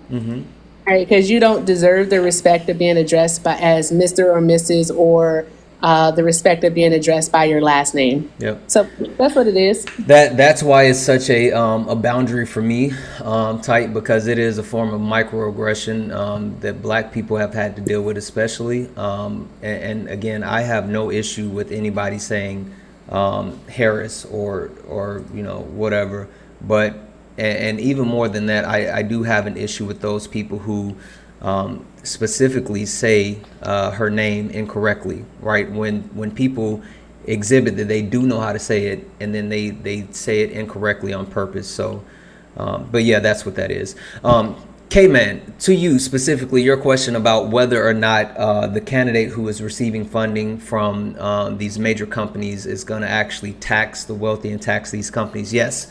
So I will say this, you talked about her donations. The fact of the matter is Kamala Harris has gotten more in small dollar donations than she has from any individual big company or corporation. That's because her actual candidacy is based off of grassroots, right? But then when you talk about why is it that these companies and corporations and CEOs and all this other stuff is willing to support Kamala Harris over Donald Trump, well, that's simple, my friend. That's because, one, Donald Timothy Trump has no idea what he's doing, and two, his economic policies are bad for the United States. There was an independent study that came out with 400 economists spanning across the board, whether it's Democratic presidencies, Republican presidencies, all across the board, and they came out and they literally said that not only is Donald Trump's economic plan bad for the United States, but it would actually put us into a recession, and then the only one that did an interview with Forbes. What do you mean? What does an interview with Forbes have to do with anything, Greg? What are you talking about? Greg, what do you mean? What purpose did that comment just serve? What do you mean? He went and said this economic plan to all of them, and they agreed. What are you talking about? What does his interview with Forbes have to do with anything that I just said? Yeah. Harris is doing interviews with Oprah while he's out there on Forbes, and they all agreed with him. We're better off with them. What are you talking about? Greg. Oh my God! No! You guys are delusional. Greg, hold on. Seriously, hold on. Greg. Serious question for you. No, we don't want to drop Greg. I'm talking to Greg. People, I'm gonna have to have a conversation with you. Slow down, mods. We can't just drop people like this. Somebody use their kick. What happened? No. Hold on. I want to talk to Greg. No, we don't want to drop Greg. Greg, hold on. I apologize, my friend. We didn't want to get you up out the paint. We're not apologizing. Well, who's doing that? This is getting on my last nerves. Erica did it the first time. Somebody did it now. I didn't say you could talk. I just said I'm sorry that you got kicked. No, that was my boundary. I don't care for what words you were saying at the moment.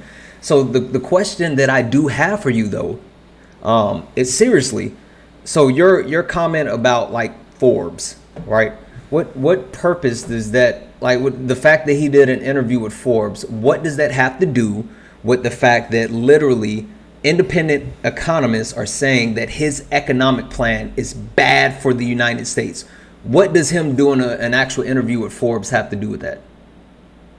You may come off mute and speak.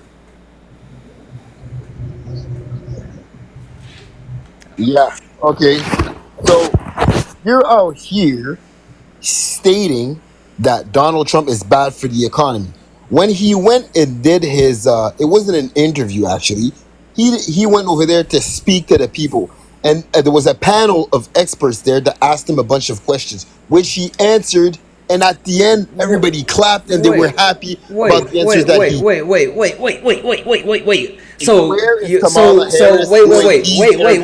So let me get your facts straight because you don't have it in line. So it wasn't Forbes, right? So not only was it not an interview, but it wasn't Forbes. Are you referring to him speaking at the Economic Club of New York? Is that what you're talking about? Yes, sir. Okay, so I'm so glad you brought that up. I happened to watch that entire interview. And I noticed you said they asked questions and everybody clapped. Cool. Did you watch that whole interview? I watched the entire thing. Go ahead. How long was the interview? About an hour. Okay. Yeah, it was about an hour and a half. But you're close enough. Cool. So with him being there and the questions that they answered, right? Do you remember what was his answer when they talked about what he was going to do to actually help with the cost of childcare? He didn't really did give an answer. He said that it was horrible, but that he would try to give more into the people's pockets by cutting policies. No. In other words, but he tried to evade the question a little bit. I remember that. So they asked a question and he rambled for like 5 minutes to a incoherent point. He was shocked to hear them clap, and the only reason they started clapping is because of his title of former president. What are you talking about? Did you see the looks on their face after he gave an incoherent answer? He had no idea what he was talking about. Listen, no one's here asking for tax credits for those are Harris's views, okay? So why don't you talk about the stuff that he spoke about that made sense for them to clap for it? Because I don't see her out there doing these interviews, okay? If he said anything that was worth clapping for, I would say it. K-Man, go ahead. Okay. Yeah.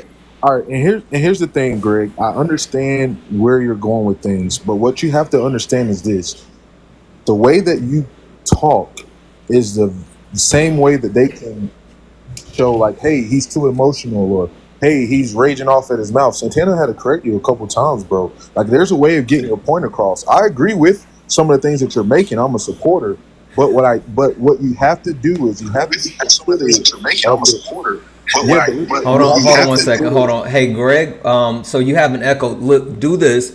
I want you to go out of the app and then swipe out and then come back in. That'll take care of your echo. So just go out, swipe out, and then come back in. That should take care of your echo. Go ahead, K-Man. Yeah, well, one thing that I was going to say is this. I mean, I understand the frustrations from a Trump supporter, or the same thing for a Kamala supporter. I think what kind of is Kamala. I'm from Georgia, man. I can't help it. Kamala. I'm from South Carolina. Holy shit! What is that? Did you see that? Hey, I want one. What was that? That was cool. Do it again. I'm sorry, K-Man. I like that lit up my screen. I have no idea what that was. That was fun. I'm sorry. That was fun. But go ahead, K-Man. The point was just simple. Like I said, Greg, just better get your point across, just because it can kind of make us look bad as Trump supporters when the first thing you're ready to do is go screaming at the phone trying to get your point across.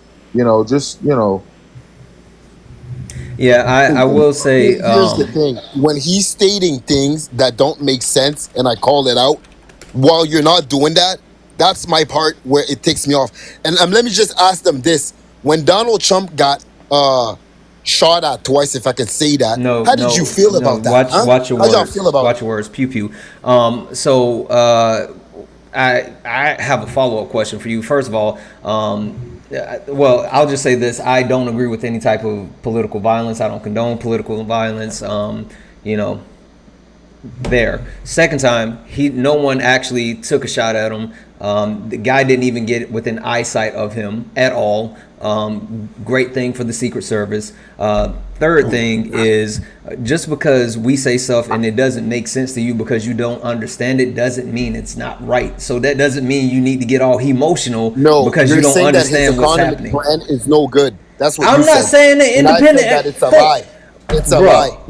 Bruh. 400 independent economists said that. I didn't say that. This is not me. This is not me. Nope. No what, Greg? Greg, what you're saying doesn't make sense. I don't believe it. Okay, yeah. Hold on Okay, one second. well, So there's let's a way Covering to up your argue ears that, and going la right? la la There's a la way la la to la, argue because that. that's what he's exactly what he's doing. He's just gonna that's what cover he's up his ears doing. and go la la la la la la Yeah, la. Let's yeah. do this. Hold on one Can second. I? Hold on one second, K-Man. Hold on one second. Tight.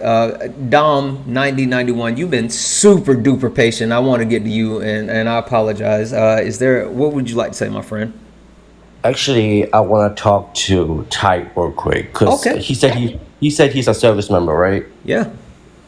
So I served as well. So how do you feel about what Trump says about the military? Can you be specific about that? Um, let's see. Soldiers who died as suckers and losers, for example. Wasn't that like debunked? I'm pretty sure. No, it was refuted by Donald Trump, but General Mattis stuck by what he said, and there's also people that corroborates those very words. And I mean, it's what I will say. It is he say she say, right? It's word of mouth. There was no official record of that, but I honestly believe the general over Donald Trump. You know, Donald Trump has lied over what 33,000 times. So I tend to believe the actual generals more than Donald Trump.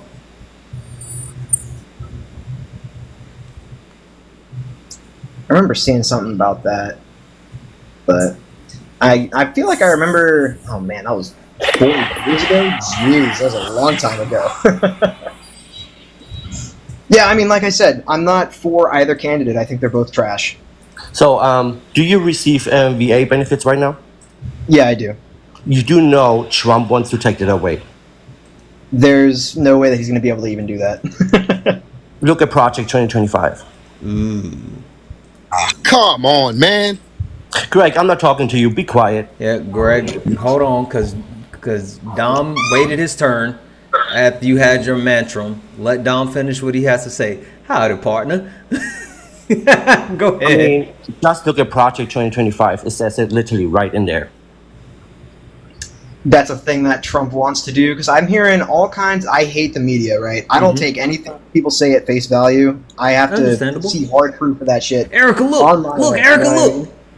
So I need to try and find an actual good source for that. Yeah, so this is what I will say, right? So you can review Project 2025, and I made a point earlier, and I think this might have been before you actually joined, because Donald Trump does claim that he doesn't know anything about Project 2025, right?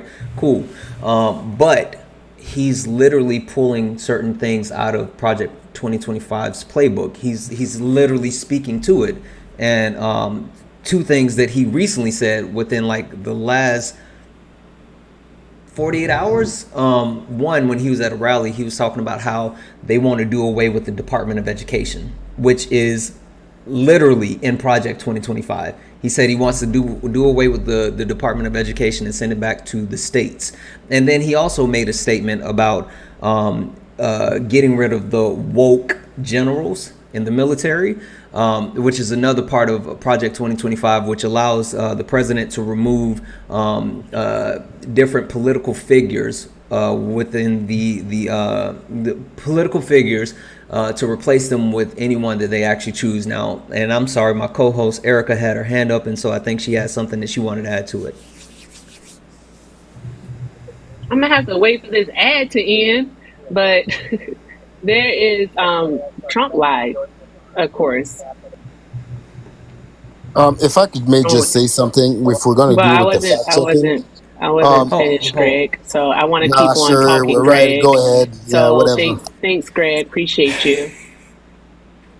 Golly, petulant child. As we wait for the ad to play, guys, we need to get to 125,000 likes. Thank you for hitting 100,000. We're at 104. Let's get it up to 125,000.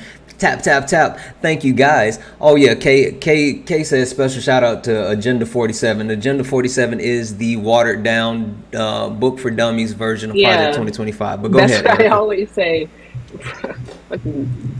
Project 25 for dummies. Anywho, Trump spoke at the Heritage Foundation's President's Club annual meeting back in 2017. he was fully aware of who and what the He never said Heritage anything Foundation about it. is. Oh my god, I can't wait till she brings it. How about you just wait then, Greg? What? Just wait. Let her finish. Wait. Greg, do you not understand that the point isn't that Donald Trump mentioned Project 2025 in 2017? The point is that he is aware of who and what the Heritage Foundation is. He spoke at a conference for them. I don't have to play the video because you're obviously aware of the video. But what part of that? What part? No, dear. What part so we can hear it out. Hey, Greg. Hold on one second. I got it, Santana. Okay, go ahead. Oh, I got it. Okay, good. Thank you. Appreciate you, bro.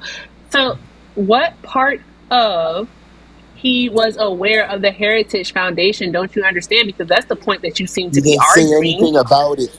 Bring your video up. He didn't say nothing. Correct. Bring it up. Is everything okay at home? Is everything okay at home? Because the whole point that is being made here is that Trump knows what and who the Heritage Foundation is. I'm not going to play the video for it. I decided I'm not going to play the video because you're aware of the video. I think it's like the point is right here and you keep going this way. You keep going around the point. So I guess I think part of his frustration. Now she won't play the video. Going this way. Yeah. All right, we get it, Greg. I think part of his frustration. K man, get your man's in line. Come on now. This is the unfortunate part that when you're having a conversation, Greg. I get your frustration, bro, but listen. Let them talk, let them get their points out, and then you just simply rebuttal. Don't keep cutting her off. Let her get it out. There's a way of having a conversation. But I see what his frustration is, okay? Is you guys are associating Trump with Project 2025 after he's vocally denounced his connection to it. Now, I'm not saying Trump lies the entire time. Hold on one second, Dom. Hey, Hold on Dom, one let him second. finish. But they're okay, and the thing is this though, Dome. They're politicians. They both have lied. Kamala has came out and said some lies. Hey, man, come on, man. Kamala. Kamala Harris. That's good. Harris has came out and said some lies the same way that Donald Trump has came out and said some lies. So I think we can't get too caught up in the actual verbatim sentiments that either candidate is making, more so than we should focus on their overall push over the overall agenda, right? So I want to go back to what Santana pointed out. Was he said he feels, and based off of his research of what those 400 economists have said, that Trump's policies will actually be bad. I would argue that simply by asking, okay, what about his Agenda 47 or his economic policies? From the article that you read, are they claiming that is going to be the issue? Right? Because if you look at it from a fundamental basis, right, just from plain simple fundamental economics, if I'm bringing in more income versus someone who's proposing policy to spend more income, right? So you have Kamala saying, hey, I know Harris, you have Harris. Let me come to your defense for a second. You have Harris making claims that she wants to give first-time home buyers a $25,000 tax credit, right? And you have her, right? You have her making such claims like that. That's going to cause us to spend more money. How does that not impact us negatively? But the inverse of doing that is, you get what I'm asking? Is that clear enough? Yeah, no, for sure. So I can definitely answer the question, but I want to give an opportunity to Erica and also Dom, if either one of you want to speak to that, or if not, I can definitely take it. Just one last thing before they go ahead. Greg, nobody's talking to you right now. Steve Forbes calls out nonsense, bad ideas, failure of Vice President Kamala Harris, absurd economy.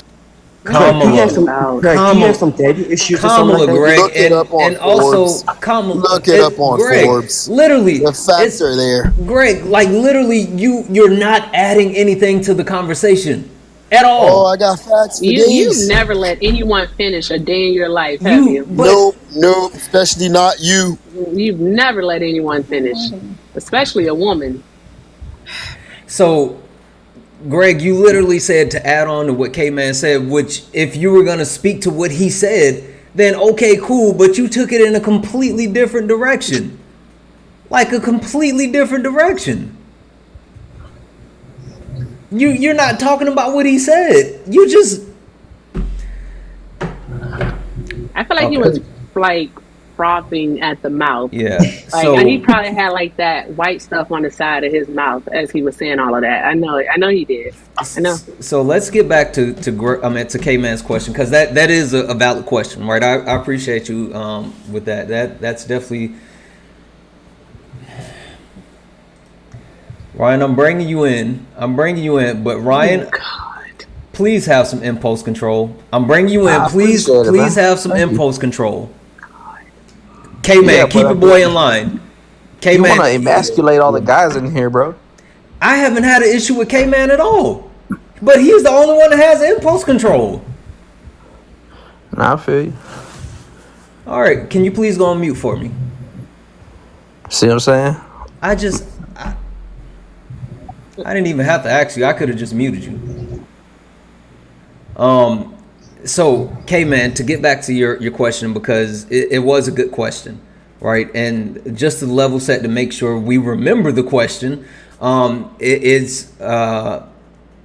you asked, what is it in Trump's economic plan that makes makes them believe that his plan is going to be bad for the United States versus what Kamala Harris is putting forth when it comes to the actual tax credits that she's talking about giving.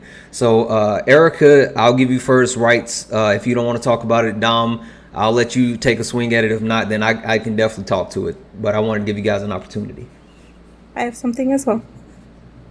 Yes. Okay. I do. So, in regards to no, hold on, Erica. I'm sorry. I was like, Erica. I don't know what's Sorry. happening. I'll be in la la land sometimes. No, but what they do not agree with, what they do not like, of course, are going to be his plan to impose more tariffs. Definitely a no. And the reason for that is because the last time Donald Trump was in office and he decided to impose higher tariffs on our on China. I'm sorry, guys. Imposed tariffs on China. What happened was it ended up costing the American people. Let's see here. It was about $80 billion worth of new taxes. $80 billion. That's a lot of money. All right. Also, what he plans to do is going to be, I had it earlier. I'm getting that number for you. What he plans to do is the tariffs that he wants to implement if he is to be reelected would increase taxes by another $524 billion and shrink our GDP. And this is according to the taxfoundation.org. Yeah. All right. So Trump is going to cost us more money because guess who pays the cost? We do. Mm-hmm. Right. So that's definitely one reason. Right. And another one he plans to do, he wants to cut the corporate tax rate again, which is something he did while he was in office the first time, too. So we end up paying for that also because they're supposed to take that money and invest it into their employees. But they don't do that. They don't end up paying their employees more money. The C-suite gets more money, gets a higher bonus, and they also do stock buybacks. Right, so Trump's plan isn't for us, it's for the wealthy, the rich, whereas Kamala wants to give money back to us.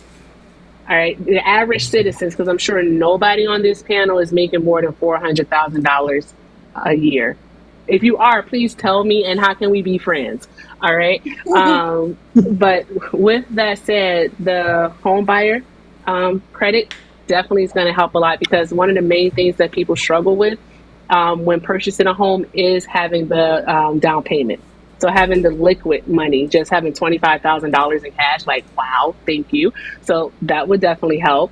Also, another thing, she wants to do the $6,000 for the first year life for the child tax credit, and $3,600 thereafter for the child tax credit.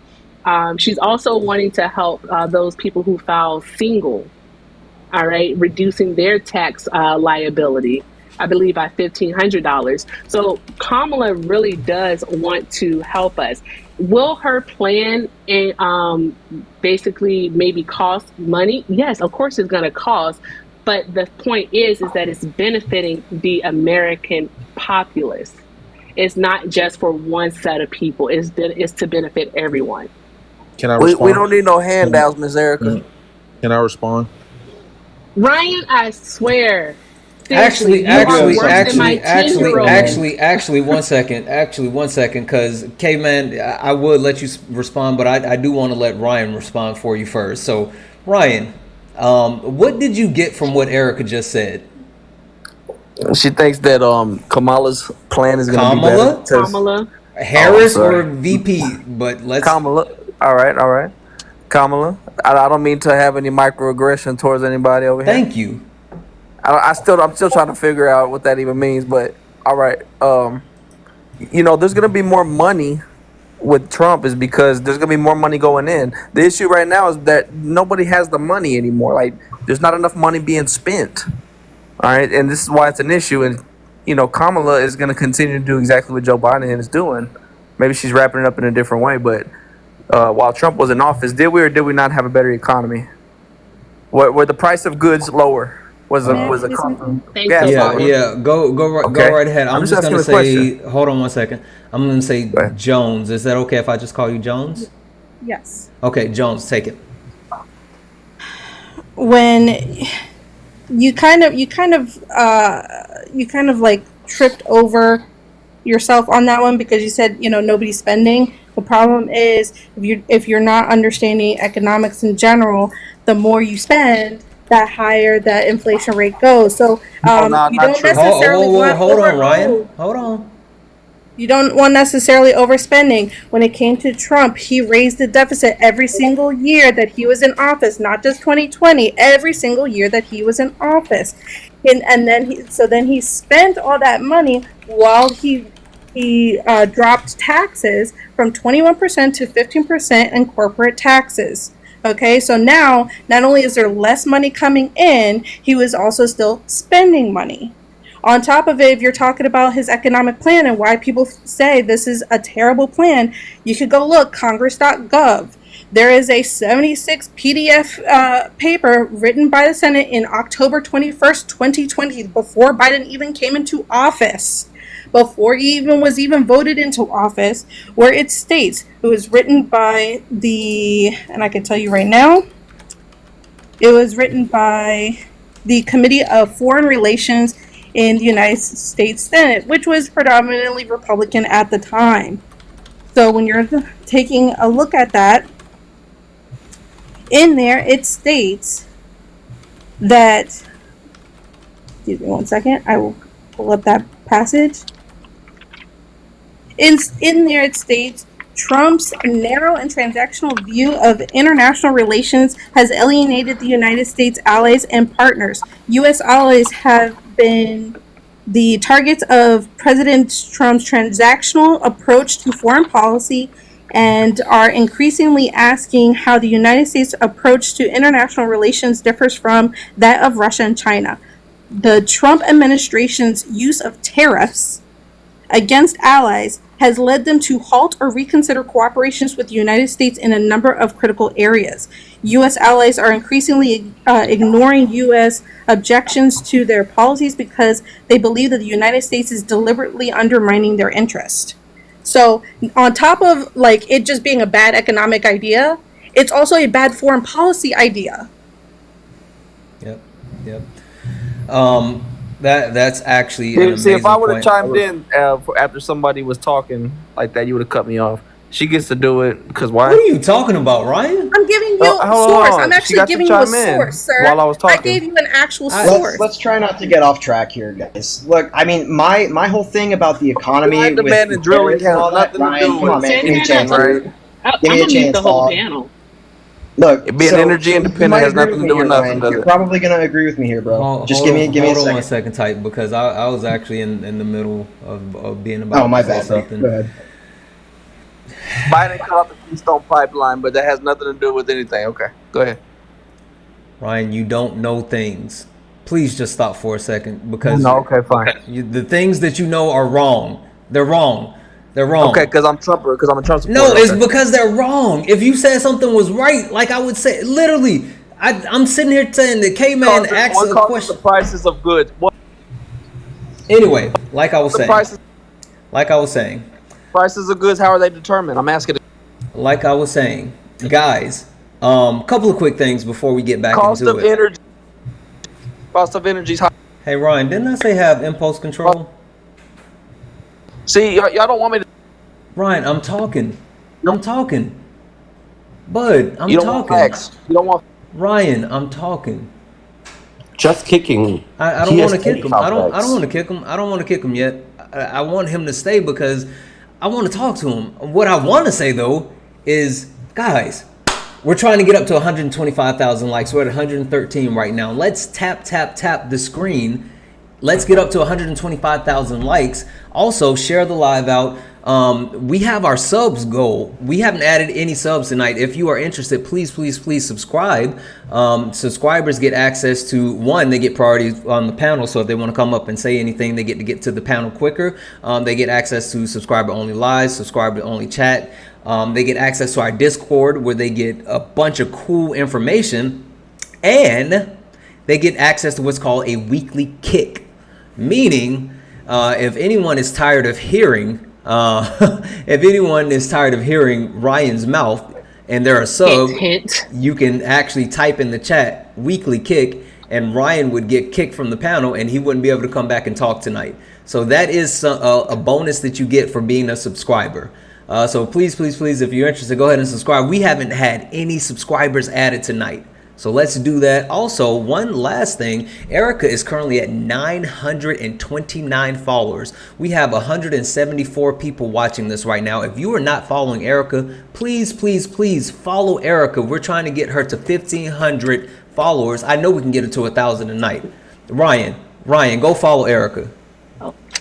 Ryan, go follow Erica right now. Why do you want me to do that? Why do you want me to follow her? Because I want you to follow Erica.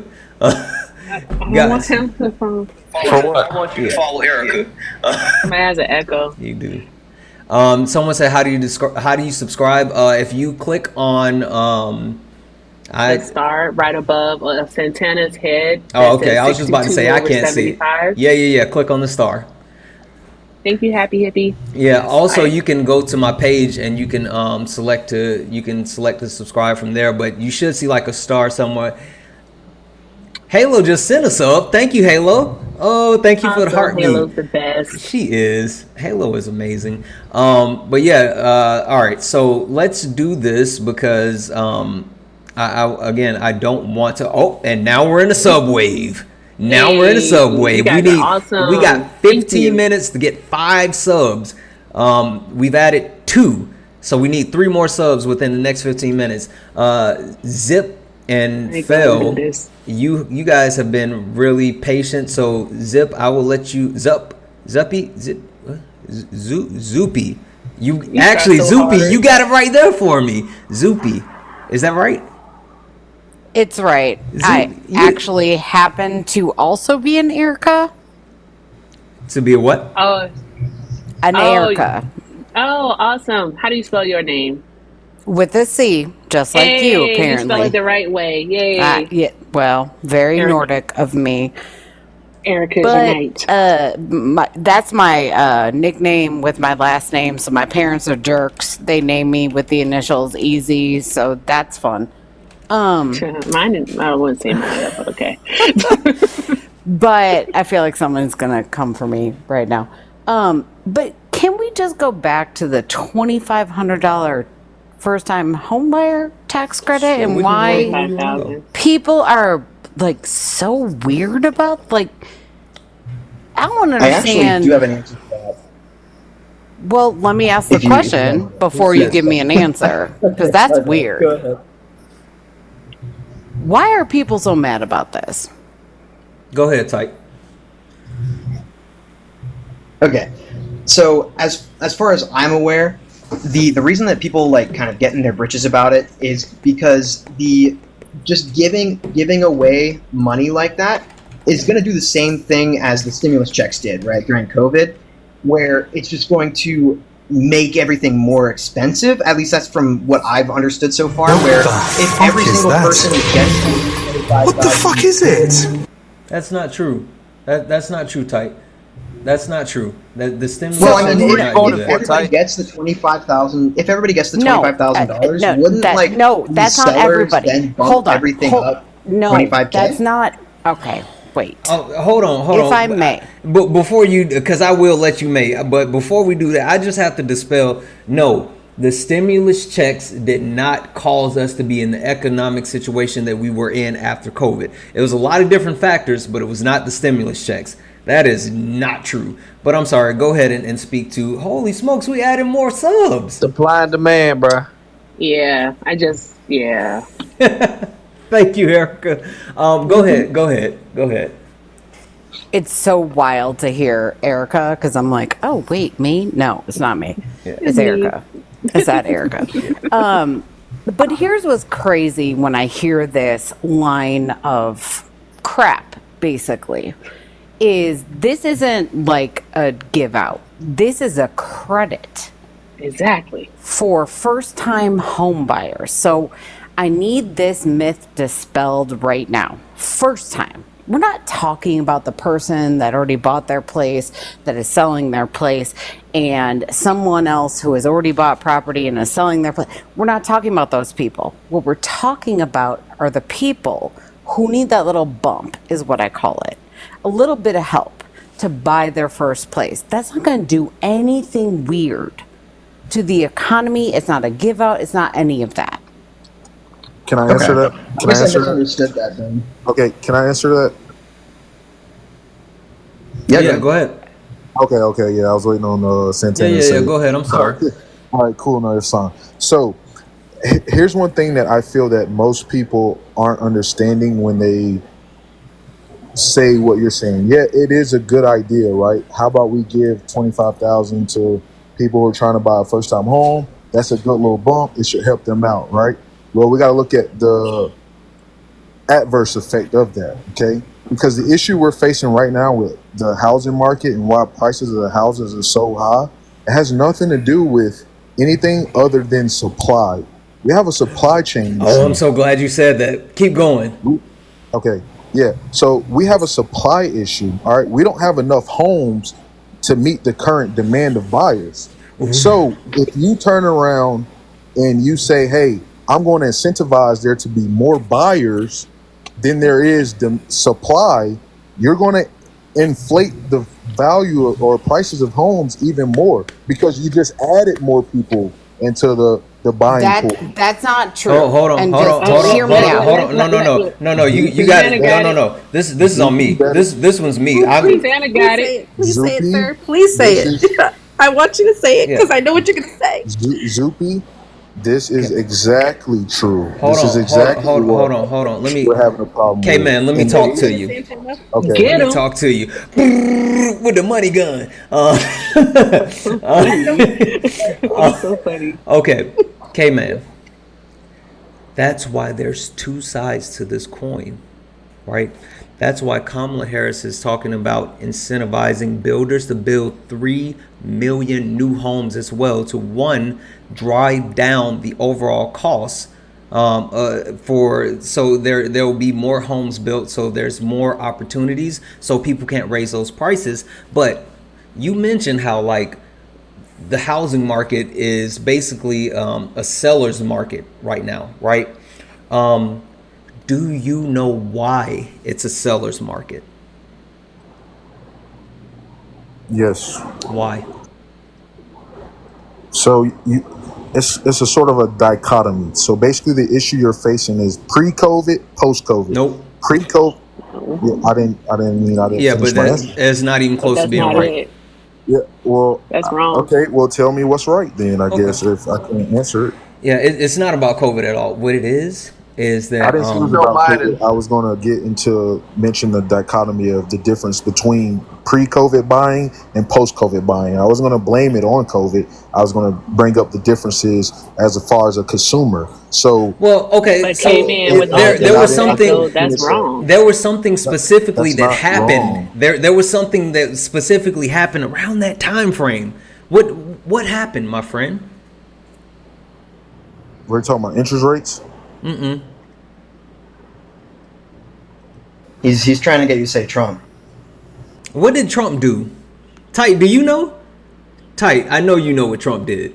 No, I was just saying. That's what you were trying to get. I know. I'm not in this conversation. I'll go ahead and Trump rolled back regulations that He allowed deregulated the housing market. Yes, he rolled back regulations in the housing markets where these companies no longer had to wait a moratorium period to allow people, these big companies, to come in and buy these houses. So they were able to come in, buy these houses, buy up whole neighborhoods, and overprice the value of the house that they were buying. So one, not only did they no longer have to wait periods for you and me to be able to actually put a bid in on a house at first, but two, they could come in and say, "Oh, this house is worth $200,000. I'm just gonna give you $400,000 for yeah. it." Right? And so driving up the cost. Hold on. So not only did he do that, but that caused all of these companies, because I know you got certain people love to claim BlackRock, right?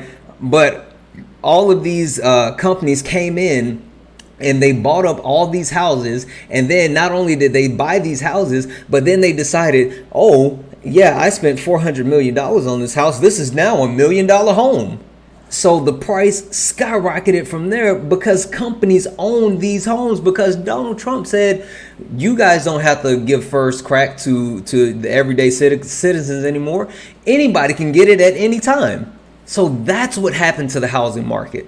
That's why You not are only saying is everything perfectly. Yeah. Perfectly said. That's why Kamala Harris is not only saying we need to give first-time home buyers, which, to be clear, it's first generation home buyers, meaning your parents have to be U.S. citizens, and you're U.S. citizens, and your parent has never owned a home. So it's those citizens that fall in that category. We want to give them $25,000. We want to also build $3 million homes, and we want to fix the regulations in the housing market so these companies can't continue to just buy up all of these homes.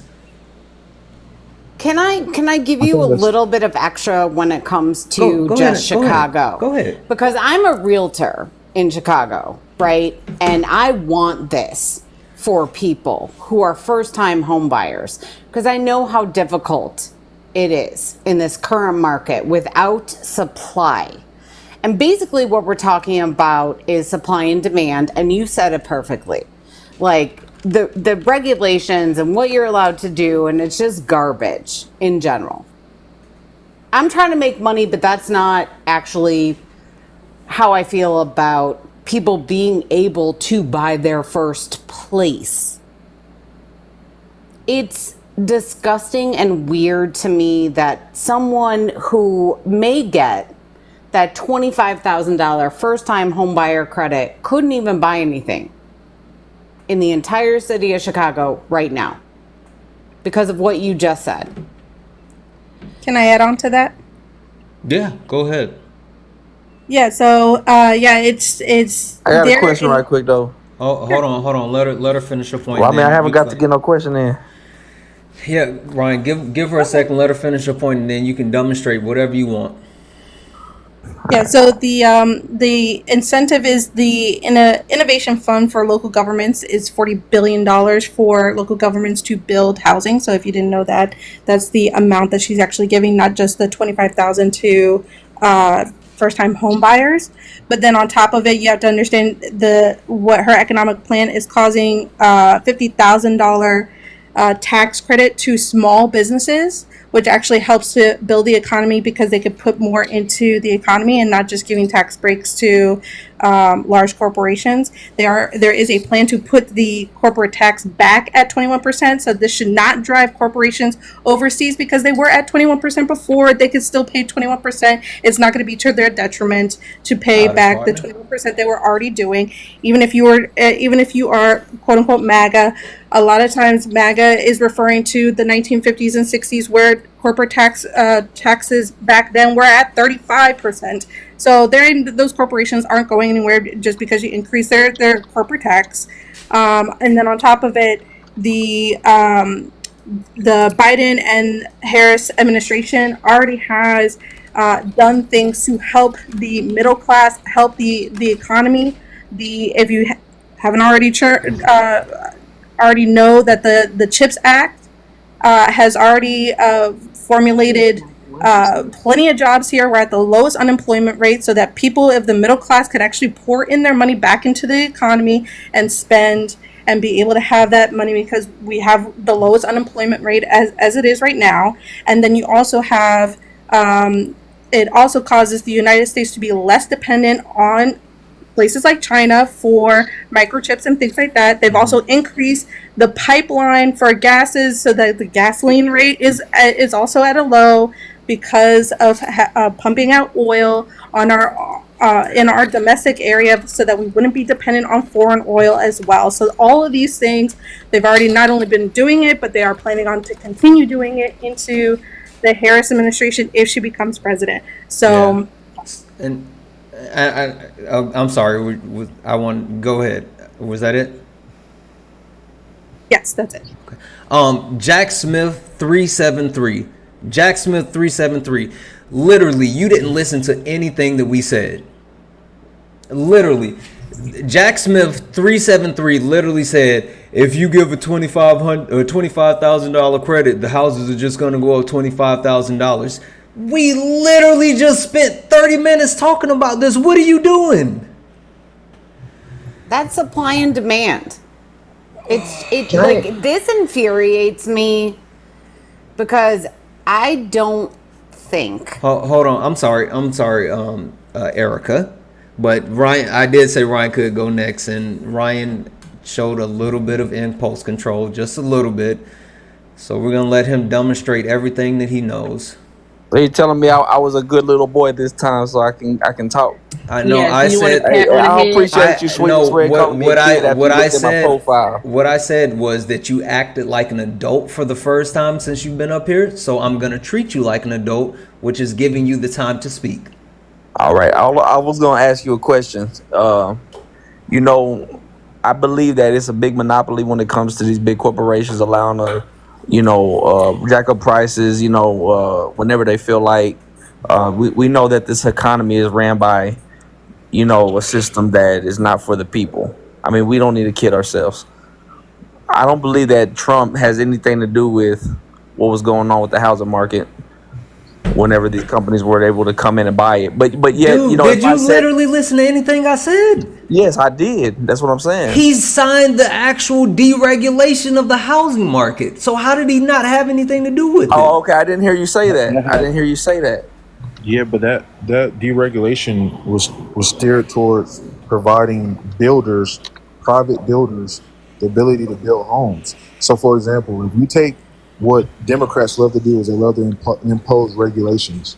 What regulations do is that kills private sector. Why? Because if I'm a private builder, right, and I partner with them because I own a fencing company, right, you don't have as many private builders out being incentivized to build homes because of one or two things. When you when you impose a regulation on them and say, hey, this house has to be built this way, that therefore means that private builder has to now offset that cost.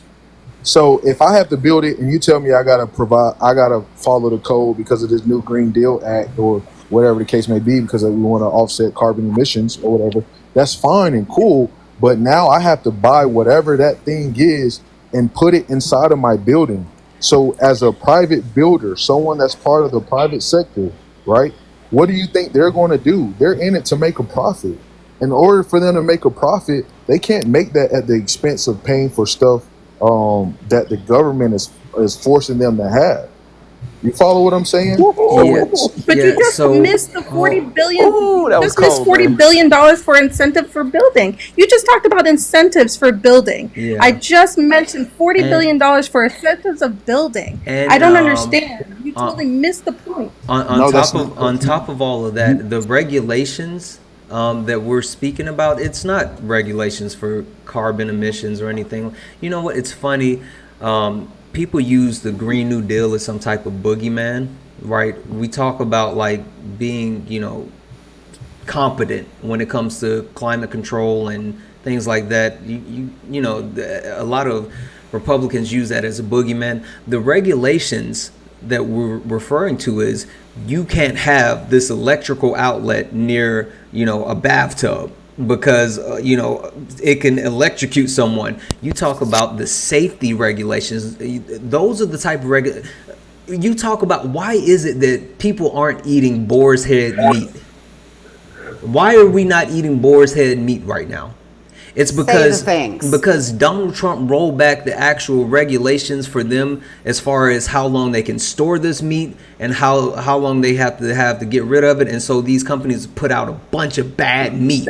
It's not that all of these regulations are to make a fancy doodad that's gonna do, the Green New Deal is gonna make the Green New Deal do a dance. No, it's because they're trying to keep people safe, and rolling back regulations allows those not so good faith actors. That means they don't have to be accountable. That means that they can put in shoddy, plywood on a floor that's gonna fall through or something like that. It's going to cause people to get hurt.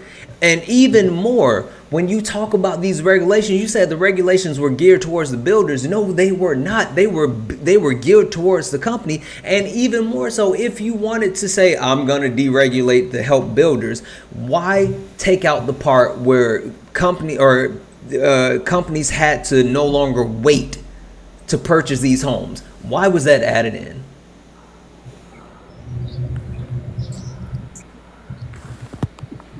Can I ask for a little clarification real quick? How do I follow K-Man? What do I got to do to follow K-Man? You gotta click on his little box, and then his name will pop up. And then you gotta click. Yeah, y'all are smart, man. Again, and then I'm gonna follow Santana too, man, because you're pretty damn smart too. I just think that you believe in different things that I don't agree with. Follow Erica. Wait. Did you follow Erica?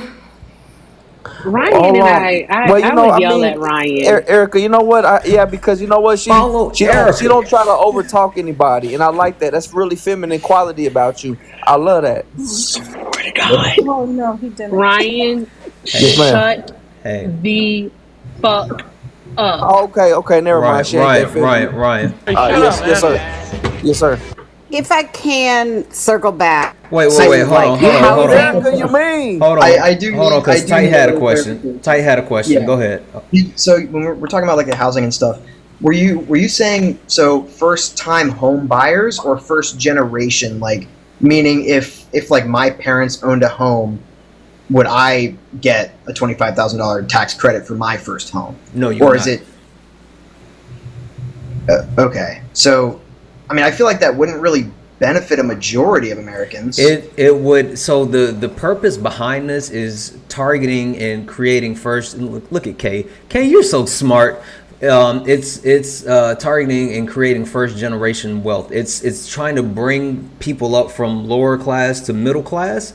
And so it's specifically targeting those people who have not had that opportunity. So certain people like to say, oh, they're trying to give it to, undocumented immigrants that are coming to the country. No, your parents have to be U.S. citizens, and also your parents cannot have owned a home. And this is your first home that you're buying. So the fact that I grew up in a, $50,000 double wide trailer doesn't really matter. It's basically like, okay, I understand. I would like to. I don't have the actual slight details of that one. I don't know if they would consider that the same thing. I guess it's technically a home. So but I don't know if they can. Yeah, you know what? That's actually a really good question. You have to rent the plot. Because My in-laws are in like a mobile home like that, and you still have to like place it in like a rental community where you're like renting out that plot. So I don't know if that necessarily counts, but like Santana says, I think there's like certain fine print that may apply to that. Okay. Also, I mean, because the house can I did ask burn down too, so like I'm not going to inherit the house, so I don't. Yeah, I and don't that really might know. count too. Okay. All right. Cool. I mean, it just doesn't. I mean, I just need a clarification on it. Yeah, and I know like K-Man did mention like of course like I agree with you, and I think you agree with us in the sense of like corporations they're doing the most right now. Oh, absolutely.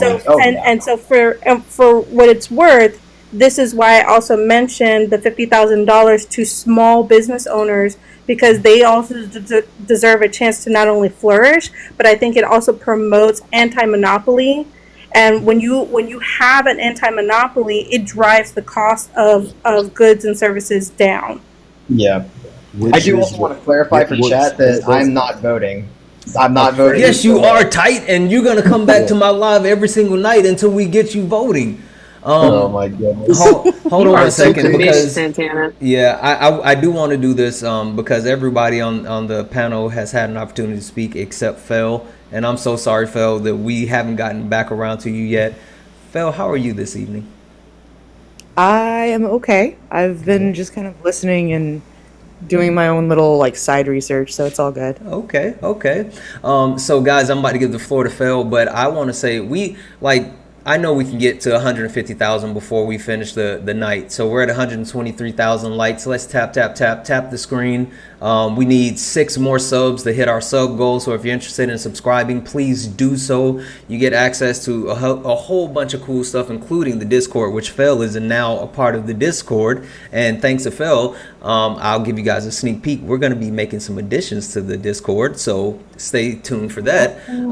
But let's get up to 150,000 likes. If you're interested in subscribing, please do so. You get access to weekly kicks. You get priority if you want to come up. That's why Phil was able to come up when she requested. All of that good stuff. Yeah. Gift the panel. We got our daily gift goal, which is the cowboy hats. And Phil, the floor is yours. No problem. So first, I know this is going a pretty decent bit back and away from the home ownership and everything, but I just wanted to ask K-Man for clarification before I go into any sort of rant. Were you also on the side of specifically like the majority of undocumented immigrants are criminals and that whole line of thinking?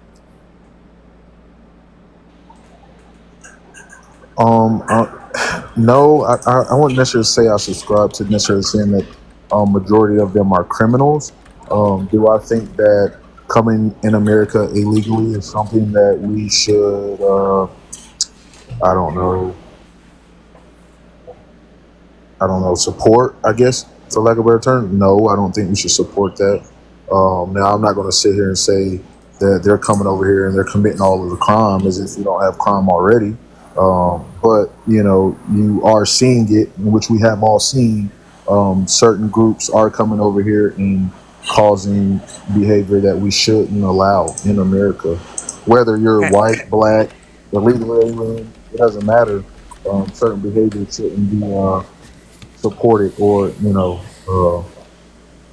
if that answers your question. Yeah, so hey, real quick, I'm sorry, Phil. K-Man, do you follow me? I think I do. I don't know. I was about to say, if you don't, give me a follow. I don't necessarily agree with just about anything that you said, but I do respect the conversation that you're having. So you're welcome in the space. Erica, am I wrong for this? Like, he can come back, right?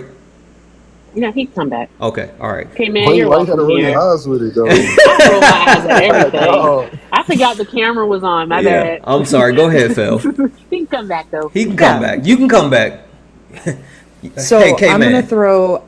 You are all right. I'm sorry. Go ahead, Phil. You're fine. I'm going to throw a couple of statistics out just because I'm a numbers person, and that's how I better understand things, and I think this is really relevant. There are approximately 33 billion people in the United States. There were, let me get the exact, almost 900,000 cases of, I don't know the TikTok appropriate way of saying this, DV. Oh yeah, DV. Okay. So there were about 900,000 cases of DV in the year of 2023. That brings our percentage to... You muted yourself, Phil. My bad. So that brings the percentage of DV cases versus population to approximately like 2.74%. Now, if we take undocumented immigrants and we look at the same statistics, there were, I think it was 0.065% in the same bracket of DV. So that means that of documented Americans, 2.74% were convicted of DV, whereas undocumented immigrants, less than 0.1%. Can I respond to that? Oh yeah, go ahead. Well, first things first. I think you said there's 33 billion people in America, and that's not true. I think we're about 250 million people. I meant million. I do think I said billion. I really That's a lot of people. I'm sorry, I even missed that. Good catch. That's a lot of people. Yeah, I'm so sorry. I meant million, and that was my bad. No, you're fine. Like I said, I believe it's around 250 million and maybe a little more than that, United States citizens. And secondly, I understand your point, and here's why I don't think it's valid, okay? The reason why I don't think it's valid is because it's not a fair comparative analysis, right? What you're saying is that a smaller group is committing a smaller amount of crime. That's why I gave percentages. Right. So going back to your percentage, right? In theory, that should be the case because you're dealing with a smaller subgroup. So if you're going to say, well, comparing that to Americans as a whole committing crime, of course that number is going to be a little bit higher. Why? Because there's 200. That's not how percentages work. Let me specify and maybe clarify what I was saying. There are approximately 2 million undocumented immigrants. As the statistics according to the United States government, there are approximately 2 million undocumented immigrants. Of those 2 million, 0.065% of them have committed DV. Of the 33 million, or I'm sorry, that was wrong. Let me check my the amount of individuals in the United States that are documented. It is 2.74% of those people. Of the undocumented, it is 0.0. I do not know how I keep muting myself. Yeah, when you go out, I think you're hitting the 0.065%. Mm-hmm. Possibly. But I am doing the percentage comparison so that we're not looking at just straight numbers.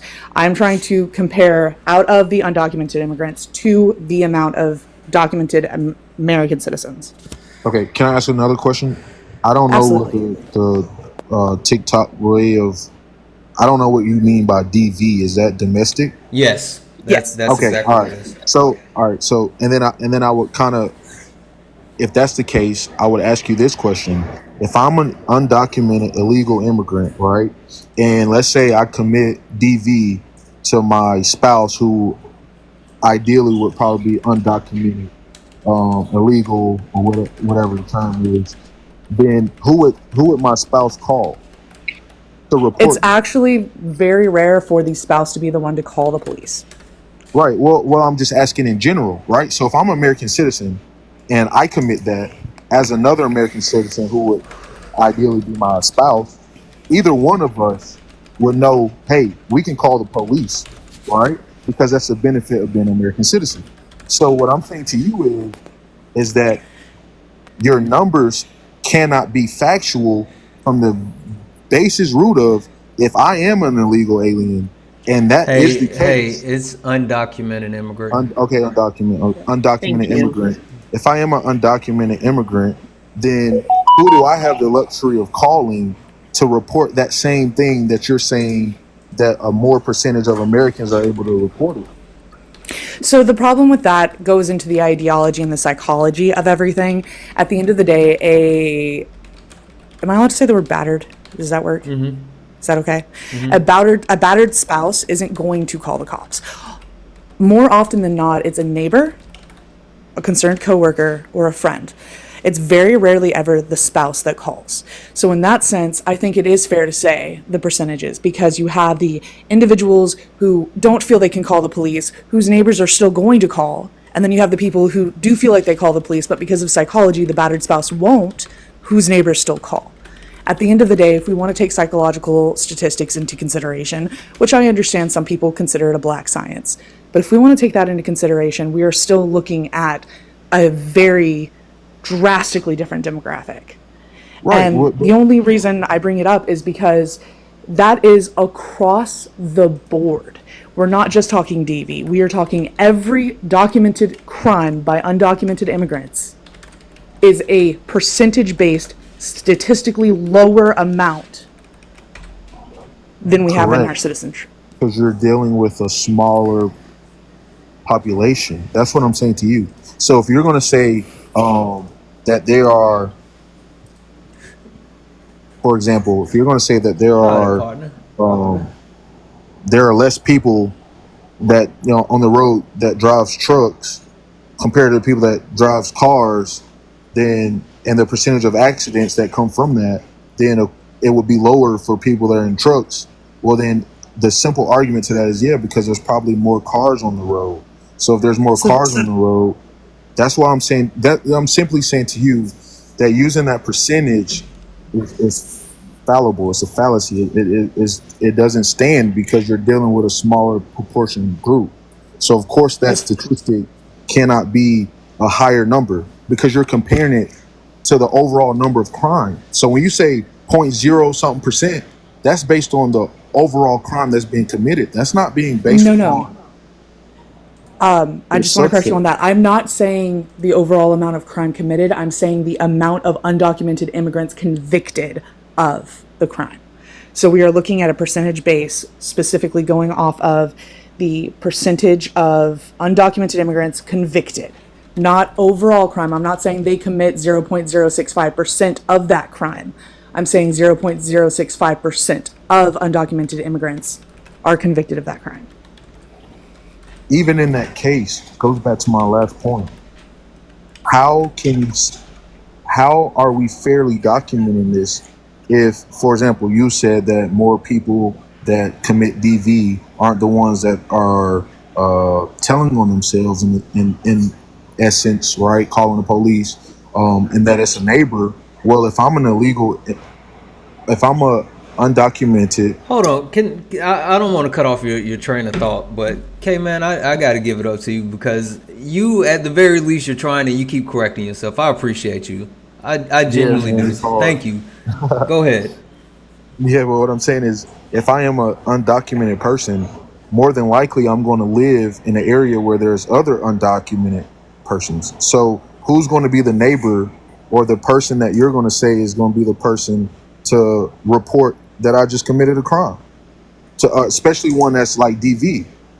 Like, who's the person to say, okay, let me call the authorities on my neighbor who I'm undocumented on them when we're all undocumented? So the logic there kind of is. Let's do this because we have Kay up on the panel. Hey Kay, how are you? I am good. How are you? Good. So I actually brought Kay up because one, she's dropping knowledge in the chat, but also she is a former law enforcement officer, and I thought that she would be able to bring a little bit of levity to this conversation. So Kay, would you like to chime in on this? Hey, I'm sorry. Before we start with that, I do want to say, Santana, it's been good sitting here hanging out with you guys. It's 2:10 in the morning for me. I'm about to hit the sack. Did you follow me? I will call you back. Yes, I just did. Tight. We do this every night. I expect you're coming back up on the panel tomorrow, Tight. We're not done. All right. I look forward to it, man. I'm definitely learning a lot and figuring things out. So I appreciate the conversation that people are having here and keeping it civil for the most part. Yep. Have a good Before you evening. go, Tight, I have one thing to say real quick, if you don't mind. Yeah. I just wanted to Yeah, thank you for your it's fine, go ahead. service and let you know that I appreciate you fighting for my right to vote as well as everyone else's. Well, So I thank you really for your hope that support. you take that. Even though I don't use that right that that I was fighting for, I'm glad that I gave other people the opportunity to do so. So thank you for your support. And Santana, I'll see you tomorrow, big dog. Perfect. I appreciate you, my friend. All right. I'm sorry. Go ahead, Kay. So when we talk about how, crimes are reported, Fellow's correct. A lot of the times the call for service comes from outside of the residence if we're speaking specifically about DV. When we're talking about any other type of criminal activity that's happening, calls come from other citizens, other neighbors. It just depends. But when, police respond out and have contact with people, just because they're undocumented, one doesn't mean like they're not going to talk to the police. There is some distrust, but depending on how police interact with undocumented immigrants, they're very they don't want to be perceived as doing anything that is not above board, so they usually cooperate very well with the police in making sure so that they can stay until their court dates and for that matter. But when crimes are reported, they're done under the UCR. So if we look at certain statistics, we can go off of the codes that were given. And what you're not understanding about the percentages is it does matter. It's like if we talk about something per capita, if we talk about something that is, us versus like a Nordic country or something like that, we have to look at it per capita, because if we don't, we have 330 million and the UK has 62.5 million. So it's not, it's not an equitable thing to just compare. You have to do it per capita. So we're doing percentages of those population. And what I missed when you first came up here. So could you tell me, Cayman, what state you're from again? Georgia, the best one in the league. Whoa. Okay. Well, usually I'd give you a roll tide, but I'm having a hard time with what you're Roll saying Tide, baby. tonight. And not to Portia, interrupt. I'm sorry, Portia, can you hold on a moment? I'm in the middle of a conversation with K-Man. I'm sorry, I just wanted to piggyback on when you asked. Sorry. Okay, hold on just a second. We'll get to you. So when you're in Georgia, I would ask you, like, you're saying all these people are here, we don't know about them, we don't know, like, their backgrounds and stuff. It's not true.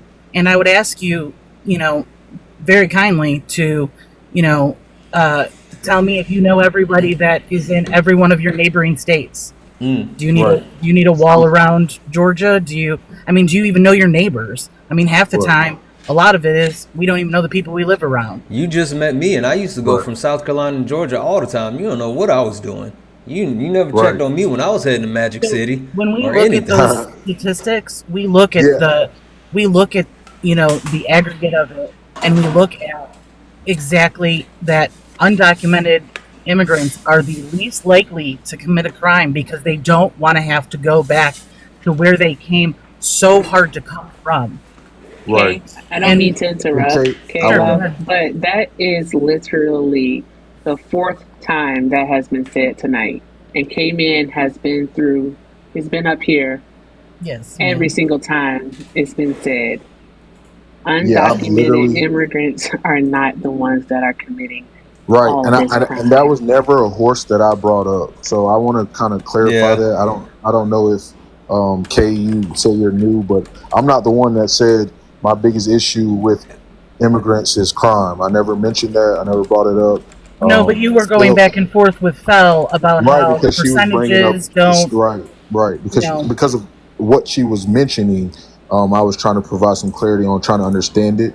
Because her first statement was 33 billion, and I'm like, well, we don't have that many people in America, so Right, and I think she was just. I With, think she misspoke, but I mean, right, what I'm trying to get across to you is that percentages make up the difference, and that, right. and like Erica said, it's been said time and time again about who's the least likely to do that. But then the other Right. thing also is, I mean, do you know what the largest demographic of undocumented people are in this country?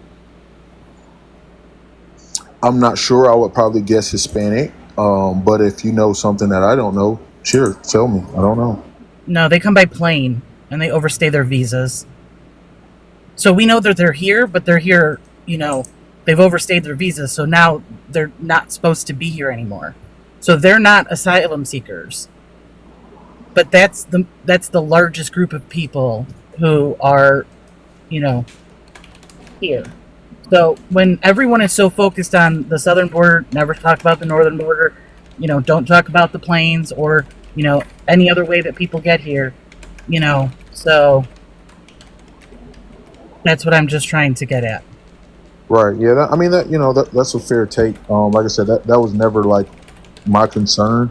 I'm not necessarily concerned about whether undocumented, immigrants are committing a crime. That wouldn't necessarily be something that I would speak about. What I would kind of be more concerned about is for in my community.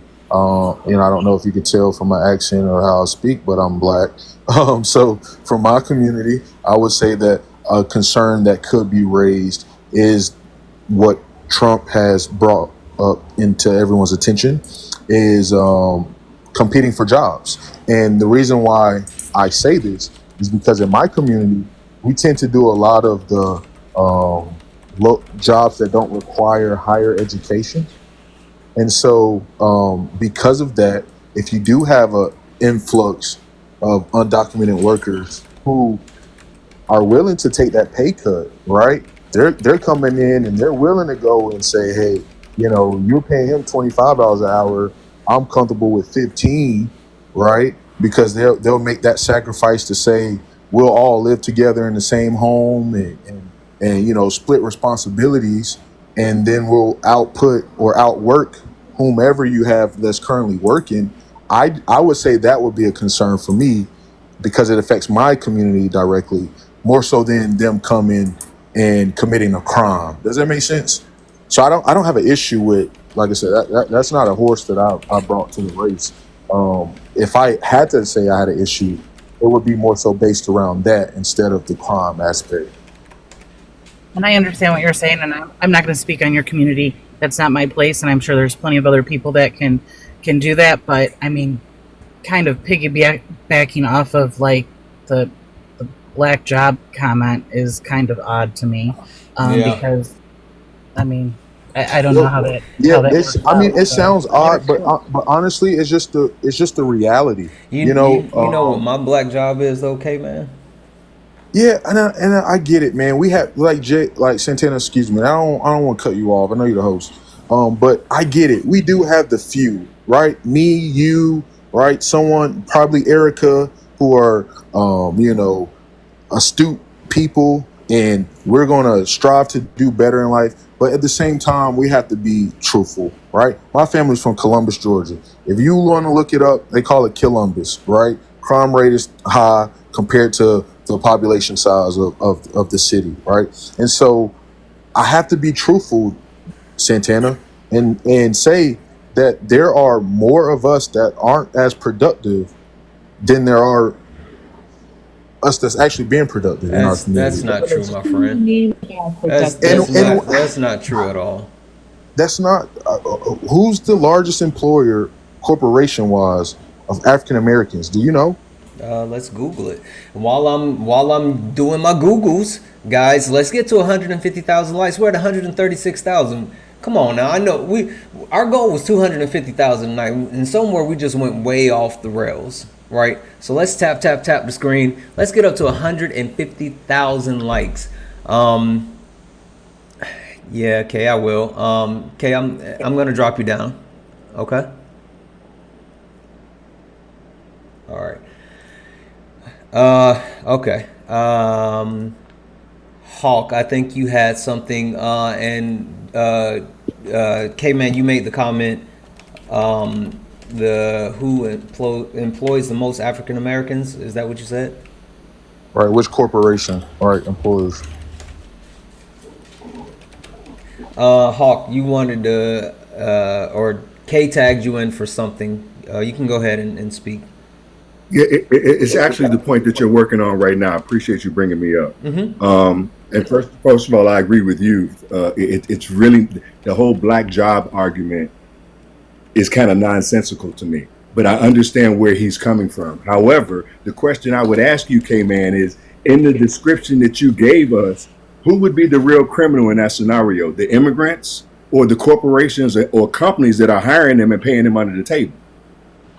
No, so it wouldn't necessarily be under the table, all right? And the reason why I say it wouldn't necessarily be under the table is because you have such a big push from, the Democratic Party to not only get them over here, but to then turn around and make these same people citizens. So they don't have, as a corporation, I don't have to pay that guy under the table anymore if they're going to be a United States citizen. I could pay them outright.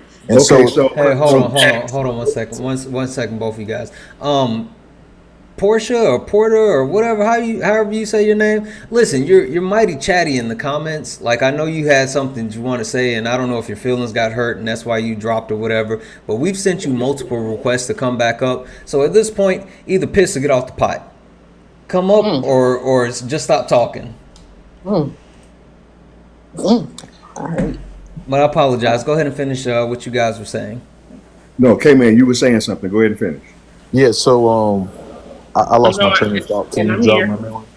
So you were saying that you wouldn't necessarily have to pay them under the table. Right. You could pay them outright. Right. So my point then is, my point then is, if that's the case and they're paying them legitimately above board and everything else or whatever, then maybe there's a little more competition for jobs. But those aren't necessarily black jobs; they're just jobs, right? And they're all not going to Georgia; they're all around the country. So it's not like everybody that comes across the southern border is all going into Georgia. Matter of fact, they don't go to Georgia. They go to Texas. Absolutely not. Right? Texas is sending them to places, right? But hold on. But Texas is sending them to places like New York and Chicago and other places that are sanctuary cities or whatever. They're not sending them to Georgia. So even if your concern was fully warranted, it wouldn't be, because it's not like there's a big influx of immigrants in the state of Georgia. That's not true. I live here, and I'm not saying there's not any. I'm saying there's not a big influx. You don't have the problem that New York has right now. So wait. Look, I just want to. I want to throw this question out here because I want to take a whole step back, right? And we're talking about black jobs, right? We're talking about black jobs, but like, why is it that we're always talking about black jobs, or we're talking about black on black crime? Right, and it never comes from black people, right? Why is it always used in a way to, like, it's always used as a trope, right? To say, oh, you have to be worried because you have these black jobs, or you have to, you have to control this black on black crime. It's jobs, it's crime. Like, and let's not confuse this when we talk about these actual jobs that a lot of these undocumented immigrants are taking. It's jobs that black people don't want. And you even talk about, like, these type of jobs. First of all, black people, somebody made this point, black people have progressed so much that we shouldn't necessarily be talking about, like, oh, we only get these quote unquote lower level jobs. Like, we're trying to, one, do better as a people as a whole, but also, two, why are we letting Donald Trump tell us that these jobs that we know that these undocumented immigrants are coming in and doing, that a lot of people don't want to do, and that we are thankful that they're doing, why are we letting him tell us that these are black jobs because this is the only thing that he thinks that we can do? Why are we letting him pigeonhole us into this point? Okay, That's disingenuous, Santana. That's not true. Addressing no, that host, point. no. Excuse me, host. Thank you for letting. Every time I speak, somebody says something. Yeah, I actually want to hear what she. I actually do want to hear what she has to say. Hold on, go ahead. My name is Portia. I live in Los Angeles, in California. I'm voting for Kamala Harris. And host, I totally agree with what you're saying. I have a T-shirt that says, "My black job is voting." Um, the thing is, for me, especially in LA, I've heard, K Man, I think you said you were from Georgia. That was why I wanted to chime in when Kay was here.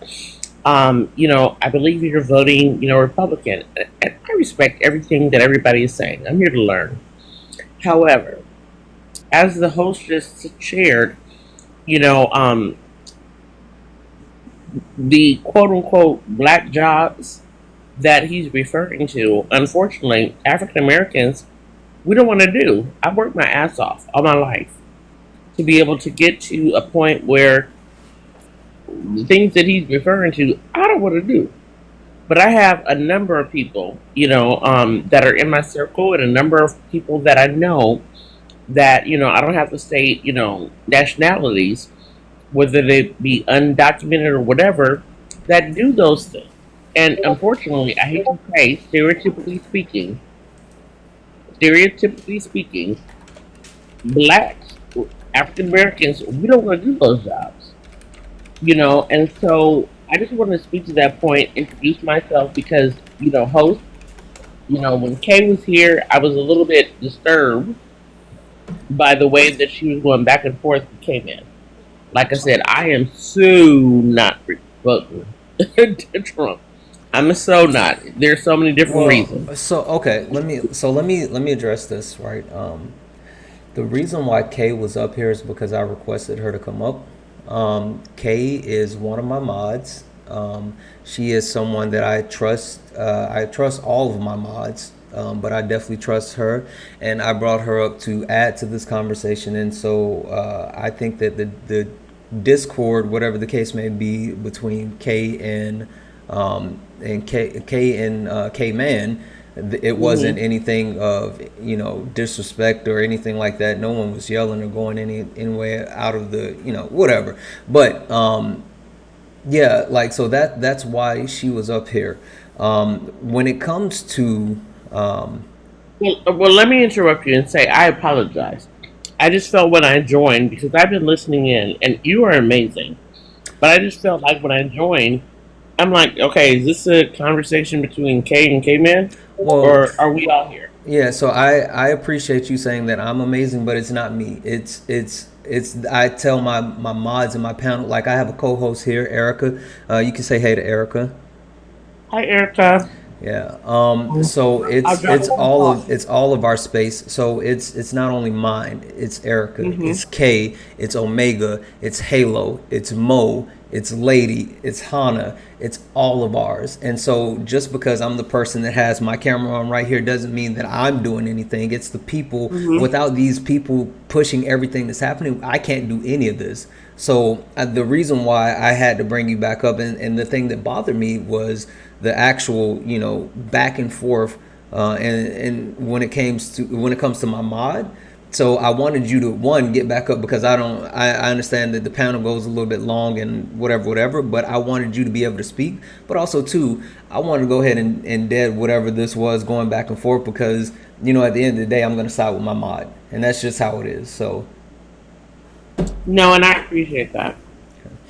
Thank you so much for coming up, Portia. I really want to hear from Ren because I love her. Well, and yeah, I was about to say, Ren and Lonnie, neither one of them have had a chance to say anything, and I'm sorry. Yeah. Well, do I have an echo? No, you do not. Okay. Well, the one thing I wanted to say is that I wish people would understand that voting is a team sport, and that we all need to work together, right? I get people want to vote for Trump, right? And, well, K-Man, you say you want to vote for Trump. But what I want you to consider is that you said you're a black man and you live in Georgia. I want you to consider people who are disabled, right? Because I'm a wheelchair user. And I don't think people understand just how bad the GOP is for people with disabilities. Cutting something like Social Security. First of all, Social Security already right now is not enough money for most people to live off of. And then you want to cut it even further, especially when you don't have affordable housing. I do get it. I understand people are like, yeah, Trump is he's like Barnum and Bailey, in my opinion, right? That's my opinion. But I need people to understand that we have to work together, especially after, the things that have happened today, where you have a Supreme Court that just is illegitimate.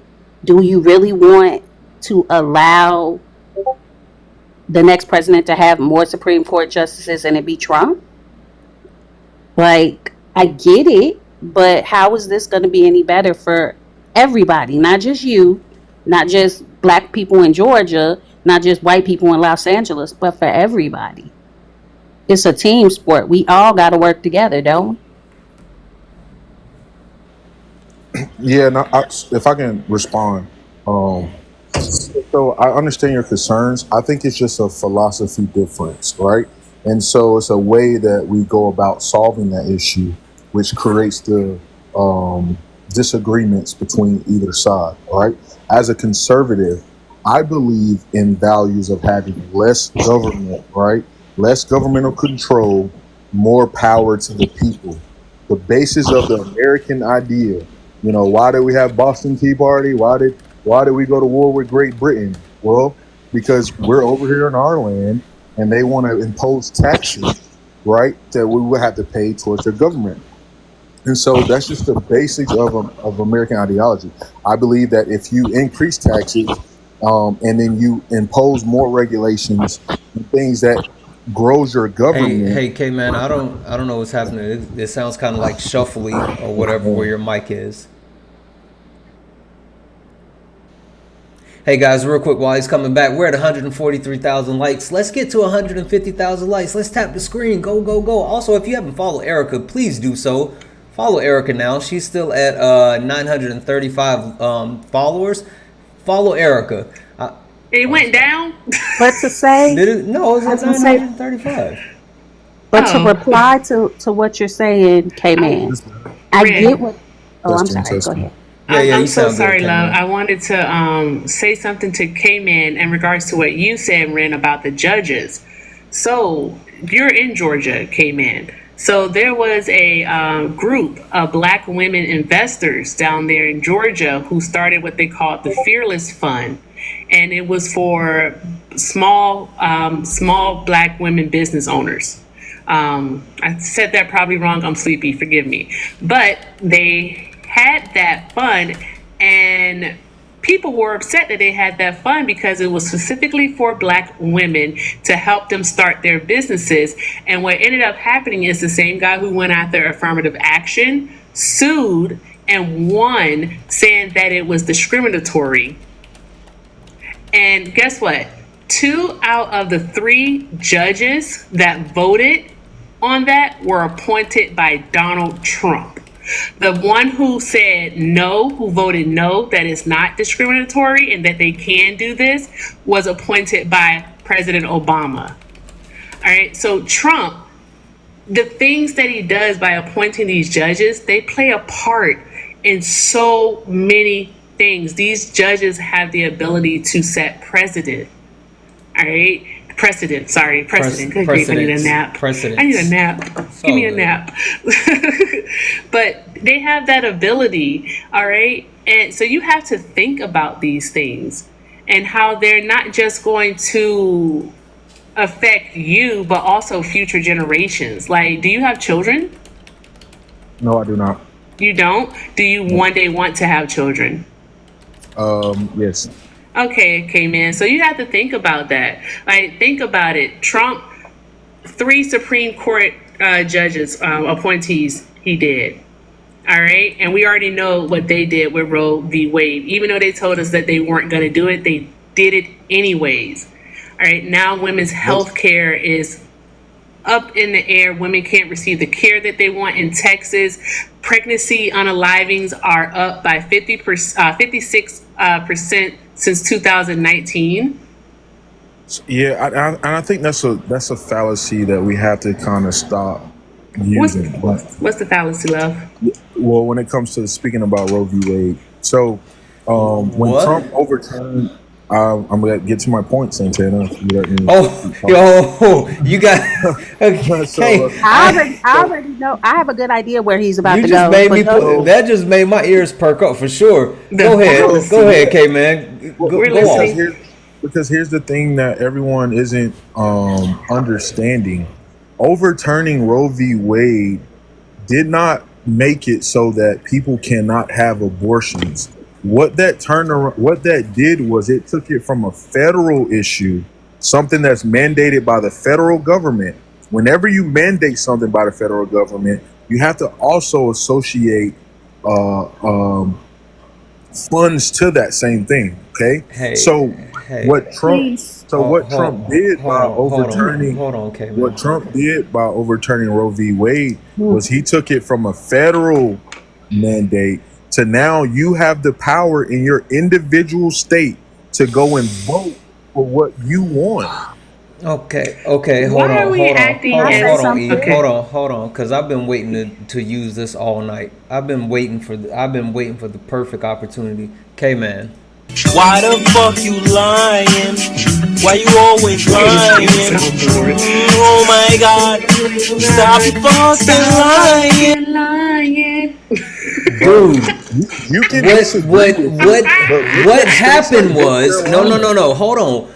What happened was Roe versus Wade protected the right across the country to allow people to have ABs. By sending it back to the states, you now have states where women cannot get ABs. And no, there's no exception for grapes. There's no exception. I said grapes for grape. There's no exception for incest. Like there's nothing there. It's a strict ban. And if you want to even talk about if you want to talk about sending it back to the state so they can vote on the individual, so it's an individual state, why not give it to the individual person and let each individual person make their own individual decision? Like, what are we talking about? This is dumb. Santana, 14 states though. 14 states have a total ban on Santana. AB. That is the sole purpose of giving it back to the states. No, Why? it's not. No, but a woman who lives in Indiana shouldn't have to travel to Colorado for AB. Okay, so here's what I'm saying to you guys. That gives the individuals the right to go and vote for what they want. Go look at what happened in North Carolina. North Carolina was a state that was absolutely against abortions. When they brought it back and they allowed AB, I'm sorry, AB. They were totally against AB. What happened when Trump overturned Roe v. Wade and brought it back to the states? The people voted and they changed their decision. They changed it and allowed North Carolina to be a state that allows ABs. That's the purpose of, and I think that's the basics of American government that we all have to understand. If you have a federal issue and a state issue, the thing is, our power as American citizens lies in the hands of the state, not the federal government. When you make it a federal mandate across the whole board, across every state there is, then you remove that power from an individual. Why? Because I cannot vote. You remove the power from an individual when you tell them they can't control their own body. K-Man, tell me, K-Man, hold on. K-Man, answer this question, because no man has been able to answer this question for me yet. Tell me one law that regulates the male body. One. This is a disingenuous question, bro. Answer the question. No, it's not, because I can tell you one that regulates the women body. Yeah, but here's what I'm saying to you, and here's why I'm saying that's a disingenuous question. I'm saying it's disingenuous because it's making the fact, like, for example, if I could vote for the opportunity, even as a Republican, if I could vote to say, hey, that women should be able to have ABs or whatever the case may be, I may because I have the power now, I could use my voice to say I think we should have that in Georgia. But if you make it a federal thing, that takes the power away from you as a. That's just basic. That's just basic. Hey, K. But wait a minute. Yeah. Can I say something? Well, one second. Okay. Halo. Halo, did you wanna say something because you came up and you normally don't come up, so I do. I'm about to lose my mind, but I'm gonna ask that Lonnie speaks, and then I'm gonna lose my mind. okay. Lonnie. Hello, Santana. Hello, Hello, Erica. Lonnie. I I know. apologize. Thank you for being patient. You are You're absolutely welcome. amazing. Listen, I want to start off by saying I'm not as intellectually smart as the rest of yous up here. I'm smart, yes, but I'm not as well versed as the rest of yous up here, okay? But I've been in your live for about an hour now, and I just want to say this. Um, some of y'all just need to come out, MAGA supporter, Trump supporters, and just say you don't like people, you don't like women, you don't like us. Just say that already, because this argument back and forth is just saying you don't like us. Because I'm a single mom with a one income household, and I pay $1,000 a month for rent, but I don't have enough money in the bank to go buy a house. And so you saying that the $25,000 credit for me to buy a house shouldn't be a thing, but it's okay for me to pay somebody else's mortgage for the rest of my life, for my child to pay somebody else's mortgage for the rest of my life, because you don't want to see a woman, let alone a black woman, in office. This is crazy. Yous are disenfranchising all black little girls in this country with this argument that everything that she wants to do for us, she shouldn't do. And because and it's not just Santana's live that I hear it on. I go into many lives that I'm sure Santana is mutuals with, and y'all get on here and y'all say the same thing. And it's crazy to me that you would disrespect your mothers like this, okay? Because at one time, your mothers didn't have the power to be able to live and be able to take care of y'all and raise y'all when the dads weren't allowed in the household. The fact that we don't even make enough money to be able to afford the rent. And I'm sorry, I'm on a rant, so bear with me here. This whole deregulations to where corporations can come in and bought up all these properties and then now raise the rent and then now put all these rules and regulations in to where someone like myself who doesn't have a 600 credit score or just got one, or someone who has an eviction on their notice because of COVID, can't afford to live anywhere and is now on the street, and you walk by them like they don't even matter, and you say, oh no, what VP Harris wants to do is not fair because we have to pay, but yous are okay with someone like myself paying $1,000 a month for rent and can't afford to buy my first home, but yous are okay with that. You're okay with that, King Man, and anybody else that thinks like you. You're okay with the fact that, yeah, I chose to make love to my partner and ended up having a pregnancy that is not viable, but I gotta go ahead and suffer through the pain because you're okay with the fact that I can't have a medical procedure. You're okay with the fact that I don't want no more children and I can't be on birth control to stop that. You'd rather tell me don't make love to your partner. Just don't make love to your partner. Don't go get on birth control. Don't do that. You don't care about us. I wish y'all would just say that already. Just say you don't care about women. Just say that. Just say you don't care about the less fortunate. Just say that instead of going back and forth. Because Okay. that's Can I respond? Hold on one second. Hold on one second, because I do want to say this. Lonnie, Where I did Ren care. go? Lonnie, I care.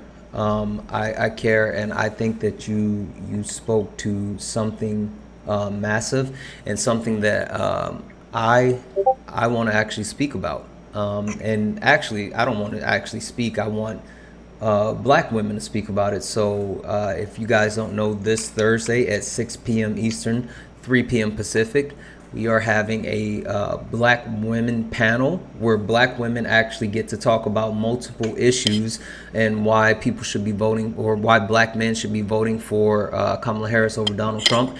And yeah, Lonnie, you kind of giving away some of my questions. I'll just put it at that. But yeah, Can I thank you. respond, please? Go right ahead, K-Man. Okay. So, I want to go back to your point when you mentioned the $25,000 credit, and you're saying that that would kind of help you out as a single mom to buy a home. And then I'll address the abortion, AB, excuse me. I'll address the AB claim. Do you know, Lonnie, what the average price of a home is today in America? I don't know the average price of a home today Okay. in America, but wait, So, hold on. I don't live in the rest of America. I live in my state. So I can only go off of what I'm available to do in my state. That is kind of a skewed question, but I mean, I get where you're right. going with Well, it. just across the board, you know, when you say averages, we're talking about just the average, right? So, of course, in some states it may be different. Like here in Georgia, because of Atlanta, it could be a little more expensive than, you know, if you live in a major city or something along those lines. But the average home in America is about $420,000. Okay, Lonnie. Yeah, All right. So let's say 412,300. right. So we'll take his number, right? Let's say 413,000. Okay. So if we take that 413,000, right, and you get a 25,000 incentive, right? Because the first time home buyer pro, so you were only supposed to put down 3.5%. That may cover your down payment and then some, right? So at that point, do you know how much with current interest rates you need to make a year to be able to afford the average home in America today? Let me tell you something. You're basing your statistics off of what I said about me, okay? And my. It's not. Listen, hold on, Lonnie. hold on.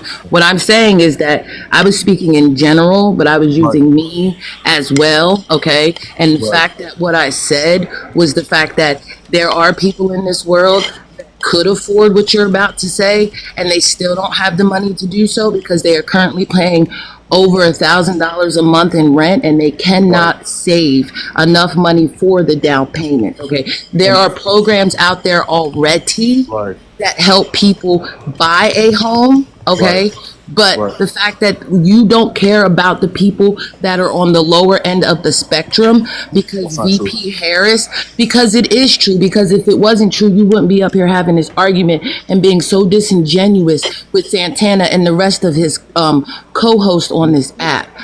Okay, I just because want to bring. Hey, you're trying to defend a man that doesn't care about us. That's what you're doing. You're Yeah. defending the man that does not care about us.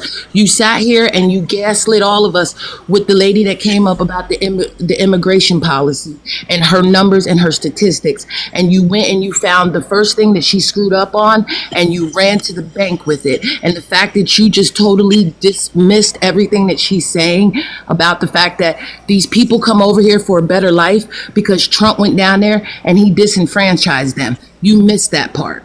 You totally missed it because you're so busy being right without saying you don't like the poor people in this country, saying you don't like women in this country, that you find one little small mess up and you run all the way to the bank with it. Just say you don't like us so that we know the type of person that you are, because some of All us up here are smart enough to figure that out. You don't like us. You right. don't Okay. like us. Okay. If I could respond to that. So well, one second, just to kind of level set, because I want to figure out where your point was with this, K-Man. So it's right. about $2,600 to $2,700 a month for a mortgage on an average home. So where were you going with that one? So well, the point I was going with it that I was trying to get Lonnie to understand is this: that the average person in America right now, based off of how much a house costs, the average home costs, you need to be making north of $100,000 a year just to be able to afford a $420,000 mortgage. I mean, a $420,000 home. And so, to answer your question, giving a $25,000 credit doesn't essentially help anyone if that's the truth, because 90% of Americans aren't going to make $105,000 a year in order to afford the average home that is available on the market. And Okay, so so that's the first point there. And then can I respond to our second part really quickly? hold on, because I want to break that down, right? So you talk about let's say, okay, so $2,700 a month for the average mortgage. The average rent in the U.S. right now is about 15 to 1600 a month. So it's about, it's, let's say 15, right? $1,500 a month, right? In order for to get into most places that you rent, you have to make at least 3 times the rent per month, right? And so if you look at that at 12 months, that's still an exorbitant amount. So when you talk about the actual cost that it takes to be a renter versus a buyer, there's a huge discrepancy. And when you talk about renting, you talk about placing money into something that you'll never own. And somebody did ask the question, yeah, where's it 15? I don't know. That's, oh, you know what? Hold on. This is, no, they said Wyoming, Vermont, and Virginia. I don't want to go with that number. That's way off, because I know I pay well over twice that amount. But anyway, my point is, it becomes more costly to actually rent versus buying.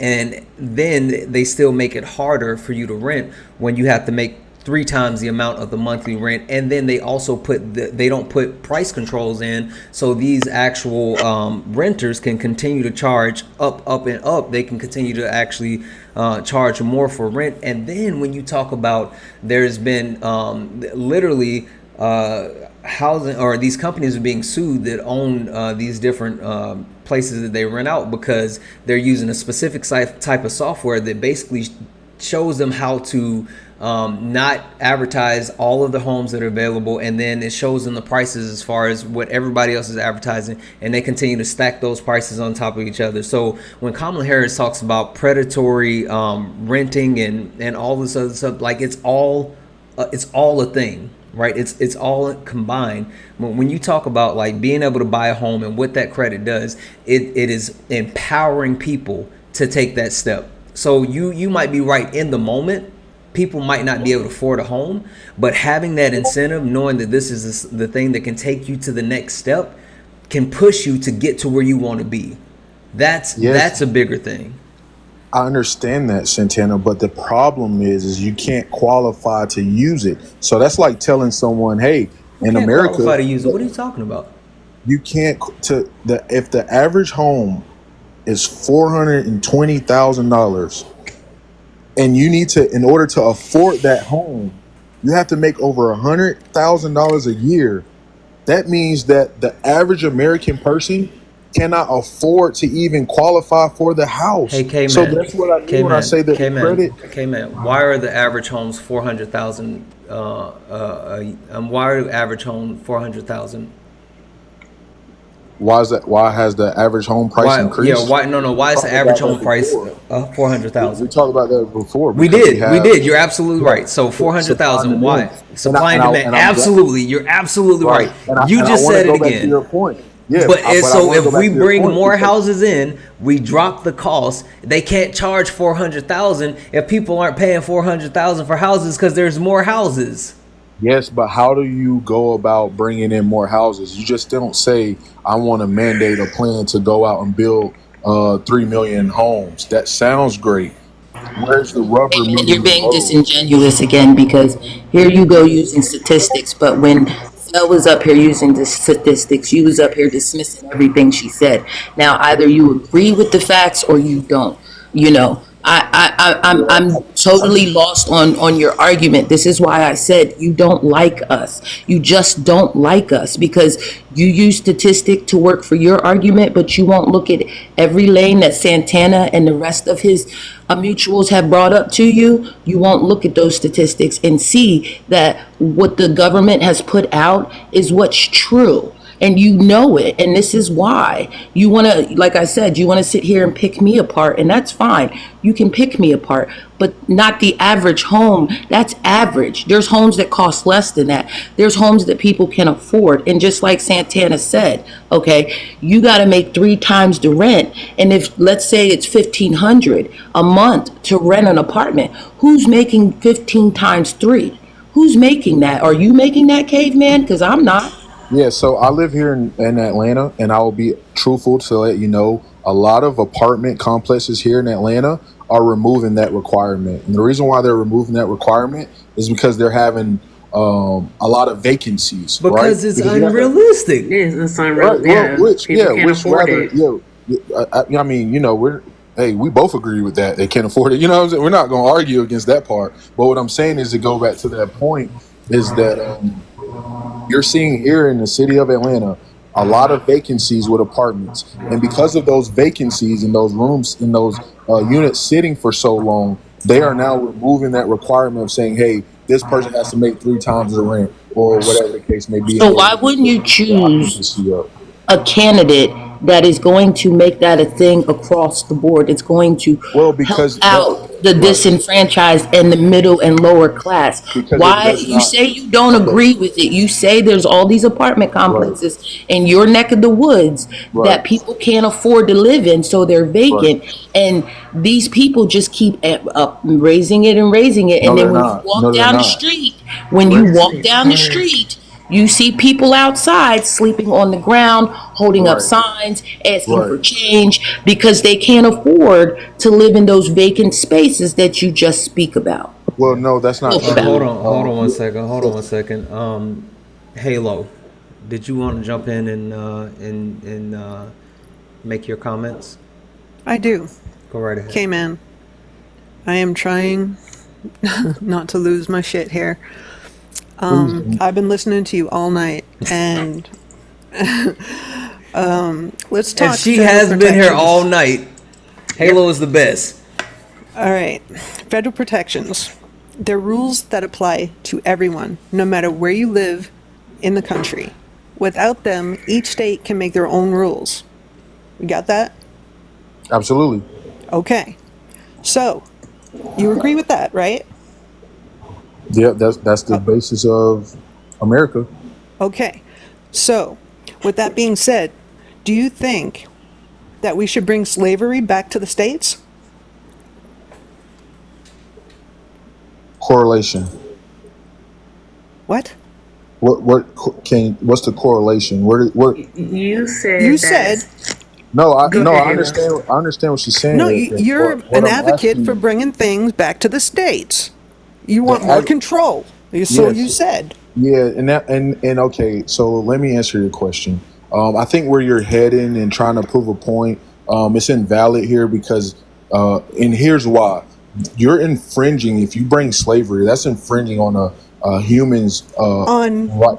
women's So rights? how? No, Yes. Yeah. So no. how So is AB I not can't. infringing on I a woman's can't right to choose? because K-Man, here's you don't yeah. have to finish. We know what you're gonna say. You don't know what I'm going to say because I ain't say it. So You is how is it bringing it to the states and allowing the people to choose? Like that's because that's what you said. How is that not infringing on women's rights? That doesn't make any It's sense. not infringing on your right because you have the right to vote for that. So what Halo is saying in this case is, It well, should do you not be a think? majority Can I vote whether or finish? not a Can woman can have access to health care. can I finish? What I'm saying is this: I'll be back. What Halo is proposing is saying, hey, well, then you think that we should just bring back slavery? No, that's not what I think. Are you saying that should we have the ability to vote and say if we want to bring back slavery? That'll be a different conversation. Wait, But what I'm saying, wait. Do you hold think on. that? Do I think that we should bring back slavery? No. Do you think we should be able to vote on whether or not we bring back slavery? No. I'm just showing how No, what no, Halo is trying to do. Now I have the question, and I would like Yeah, for you to no. answer I it. mean, no, of course not, bro. I Okay. mean, that's Okay. yeah. I want I'm to, trying of to That's course going to be a not. understand. whole nother But what conversation. I'm saying is I feel like that's where Halo is trying to force her point. I'm Is trying to get and you to that, critically think is what I'm trying to do. no, because here's the problem with what you're saying. I'm not saying I'm pro or against AB. I'm simply saying if you are pro it and that's what you feel that you should have in your state, cool. Go out and vote for that. You have the power to speak your voice. But if you make it a federal thing, You don't have that power and choice. Today, you may feel that AB is something that should be happening. Well, what if later on in life you change your mind because you've had a kid and you love your kid so much that you That's don't the think that woman's right. It's the woman. Thank you. Case It's in the point, woman's sir. choice. So if I'm not you arguing decide, if it's if her it's choice no, or not. listen, no, what you just said though, you just said that if it is federal, it takes away the woman's vote for it. If it's federal, that's what you just said. It takes away the woman's If you vote make if it it's a, federal. you make it a, That is literally what you just said. So with that being said, all right, it is the woman's choice. So if we have it federally, all right, if a woman chooses that she wants to do it, then she has the option to do it. If she chooses that she doesn't want to do it, then she just doesn't do it. She doesn't get the AB. What you're saying doesn't make sense. I like for things to make sense, and you're not making sense, K-Man. Okay, so let Wait, me hold ask you on, this hold as a on, black hold on, woman. hold on, I have hold a on, question. hold on, All time right, out. Santana. Hold Okay, on, one oh, second. I got a good question for Erica One though. second, I one got second, because We're you know hour what? overtime. That's by what the I was way. about to say. We're completely in overtime. We got jobs. We got careers. I have to get to my black job in the morning, right? I know, me too. But Jesus. man, why did you Research- wait? Why did you wait until the end of the night to start this conversation? Because like Yeah, that's a good one. we're But all Erica, in. Hold on, research hold on, hold Margaret on, Sanger. hold on. Please. Let Santana speak, please. So, for those in the guest box, I'm not bringing anybody else up. I'm sorry. The only reason I brought Julia up is because Julia never requests to come up, and also, why haven't you subbed yet? Like, you're here with us every night. You're hanging out. You're in the chat, but you're still not a sub yet. What's up with that? I don't know. Okay. So we're gonna get to Julia, but I want to go ahead and let Omega have the floor for a second, real quick, and then we'll jump to Julia, and then K-Man. We got to start landing this plane because you took literally. We were like here, and then you took us like 40,000 feet back up in the air. Well, when I bring up my last point, I think it'll be a good ending. I don't think so because I feel like it's gonna start something else. Go ahead, Omega. Listen to him. I'm sorry. I'd say it's been a day, all right, already with Marcellus and all this stuff. You know, today's been off, and listen to him. I'm sorry, came in, but you've been giving me a headache, bro. My internet might be spotty, so if I start to spot up, just drop me. But one thing you're talking about is how can Kamala make all this work? How can Harris do this? How can she do that? How can she do that? But you're not asking yourself the question: how can Trump do all the stuff that he's saying? You want VP Harris to explain all these? You holding her feet to the fire for all these things, and ask her how she's gonna make all these miracles happen. Have you asked Trump what he's gonna do? Yes. No, you haven't. No, you haven't. Because how are we going to do a mass deportation? And then where are we going to get the money from for the manpower to do that? Number one. And number two, how are we going to replace all those billions of dollars that they pour into the economy? And then on top of that, where is the money going to come from to replace those to do the mass deportation and replace the money they pour in the economy? You tell me that. I just want to know that. Since you know everything, I just want to know. I'm sorry. I might be coming off a little harsh, but just tell me. I mean, I'm a grown man, so you can't affect my feelings. I don't care about your feelings, but go ahead, bro. So to answer your question, I mean, there's numerous of clips you can Google. There's numerous of Trump did a presentation. I want you to tell me. I'm about to answer your question, bro. I'm gonna answer your question, bro. But I want to say something first. Is that Trump did a speech today in Savannah, Georgia, and so, anyways, to go back to your point, you can find numerous videos of Trump answering your exact question. So I'm gonna answer it. No, for you. I don't want. I want you to tell me. I know. Listen, K-Man, you've been talking all day. Let me talk. Now, act like this is Idiot for Dummies, whatever you call that book, and I don't know nothing. Tell me from what you know, how he's going to do it because I don't want to go look for a clip. So you tell me how he's going to do it. Yeah, I want to do that if you just stop talking and let me No, speak. I've been waiting for you to do it. Get to the point, bro. This is I don't know. I'm just being real, man. You've been talking all day and it's been long-winded and and very dry. So come on, bro. Just tell me. Go ahead, K-Man. All right, thank you. So to answer your first question on what's his goal as far as the deportation, he's verbally stated that he's going to work with local police department, right? So the people that you see riding around with those cars that got the lights on top, his plan is to partner with them to help have the efforts of what you're saying, to have the numbers to kind of help with this deportation process. Now you go back and say, well, overtime. Hold on 1 second, Omega. Let him finish. Yeah, I can't. Yeah. And so to answer your second question, as far as how do some of his policies pay for themselves? Well, I mean, it's very simple. He is very pro setting tariffs and using the power of a tariff. I'm sorry. Hold on. Go ahead, K-Man. Go ahead. I'm sorry. Omega, behave, please. Thank you.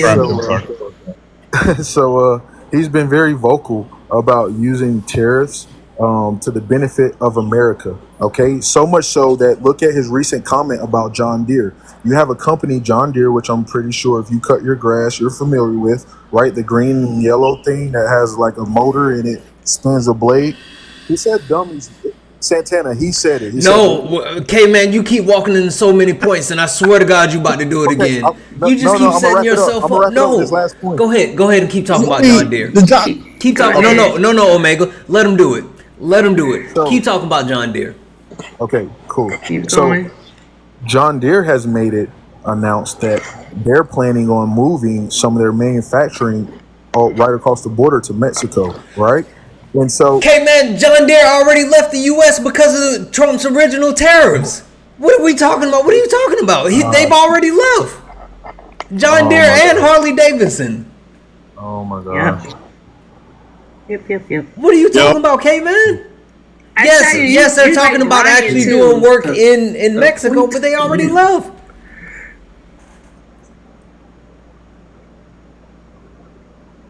I don't know. I just want to speak. So you just want to speak, but you're not listening to what it is that we're telling you, though, K-Man. Exactly. That's the whole thing about it. You're not listening. Like John Deere left, Harley Davidson left. The tariffs, listen. Those countries aren't paying for the tariffs. We pay for the tariffs. For clarifying that. Someone in the comments clarified that, and I was actually about to look that fact up. They clarified they actually left up on and you're making Mo's head hurt, and I don't like that. Hold on no, one it's second. not that. Yeah, confirm that. And then you do. There's another thing that I want you to confirm too, Santana, that you mentioned earlier when you talked about corporations being able to buy homes. As I was doing my research, when a lot of other people were talking, that happened after the 2008 crisis, where you started to see corporations starting to buy homes. And then it increased drastically during COVID because of people's inability to purchase their homes. And so it had nothing to do with anything specifically that Trump did. But to go back to what Omega's saying, so if you move manufacturing over to Mexico, and then they're going to turn around and still sell that same product here for the same price, although they just cut their labor, and not only cut their labor, but cut thousands of jobs, that does not benefit Americans at all. So when he says, I'm going to place a tariff on those people and I'm going to make them pay more, it's beneficial. Why? Because it's going to cause them or put off they're a corporation. They're going to do whatever they want to do, right? But it's going to make them think twice about moving those productions. Okay? No, it's not.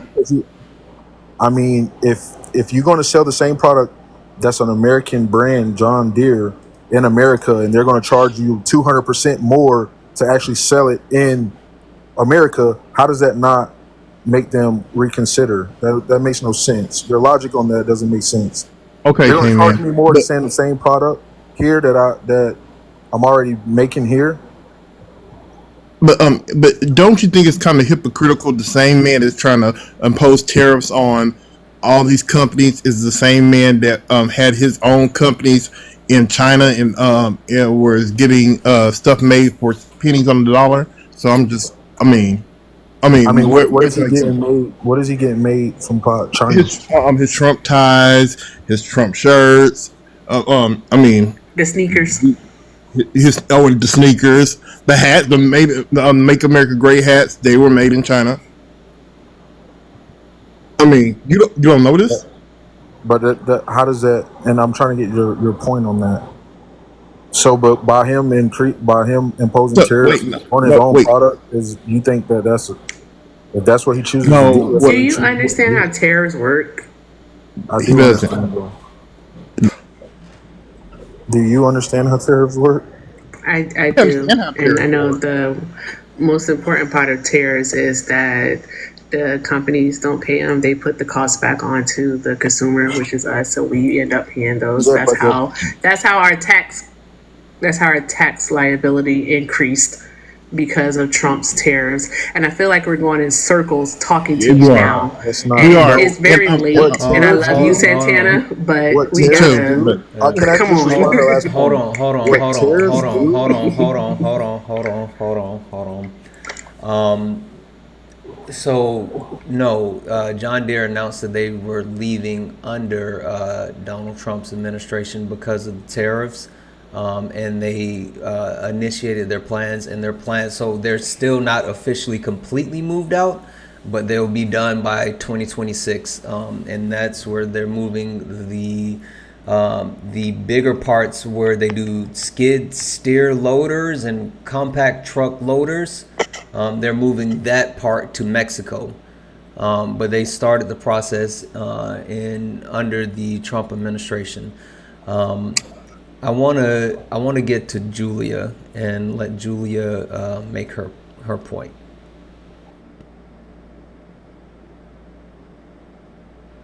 Yeah, I don't know if we want to go back to it at this point. No, you came up for your story. I want you to go ahead and share your story. Okay. So really quickly, I had a friend that got pregnant, and we were super excited for that baby. At 4 months pregnant, we found out she went into labor, premature labor, and they gave her a medication to stop her labor to see if there was anything they could do for that fetus. So they did an ultrasound, and they could tell that there were some irregularities. And they said, we're just gonna wait and see what happens. If this isn't a viable pregnancy, your body already tried to get rid of it. Every week they did an ultrasound, and every week that baby, something else was dying. Something else wasn't right. And for 2 months that went on, and it was excruciating. I was her next door neighbor, and I was so excited for that baby and so excited for her. And those 2 months were probably the longest 2 months of my life.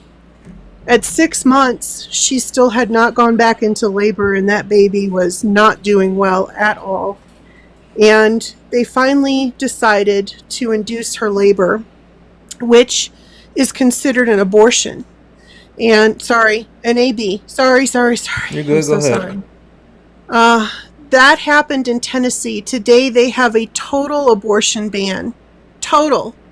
Not governed by so many weeks, so many months, a woman's life is in danger, none of that.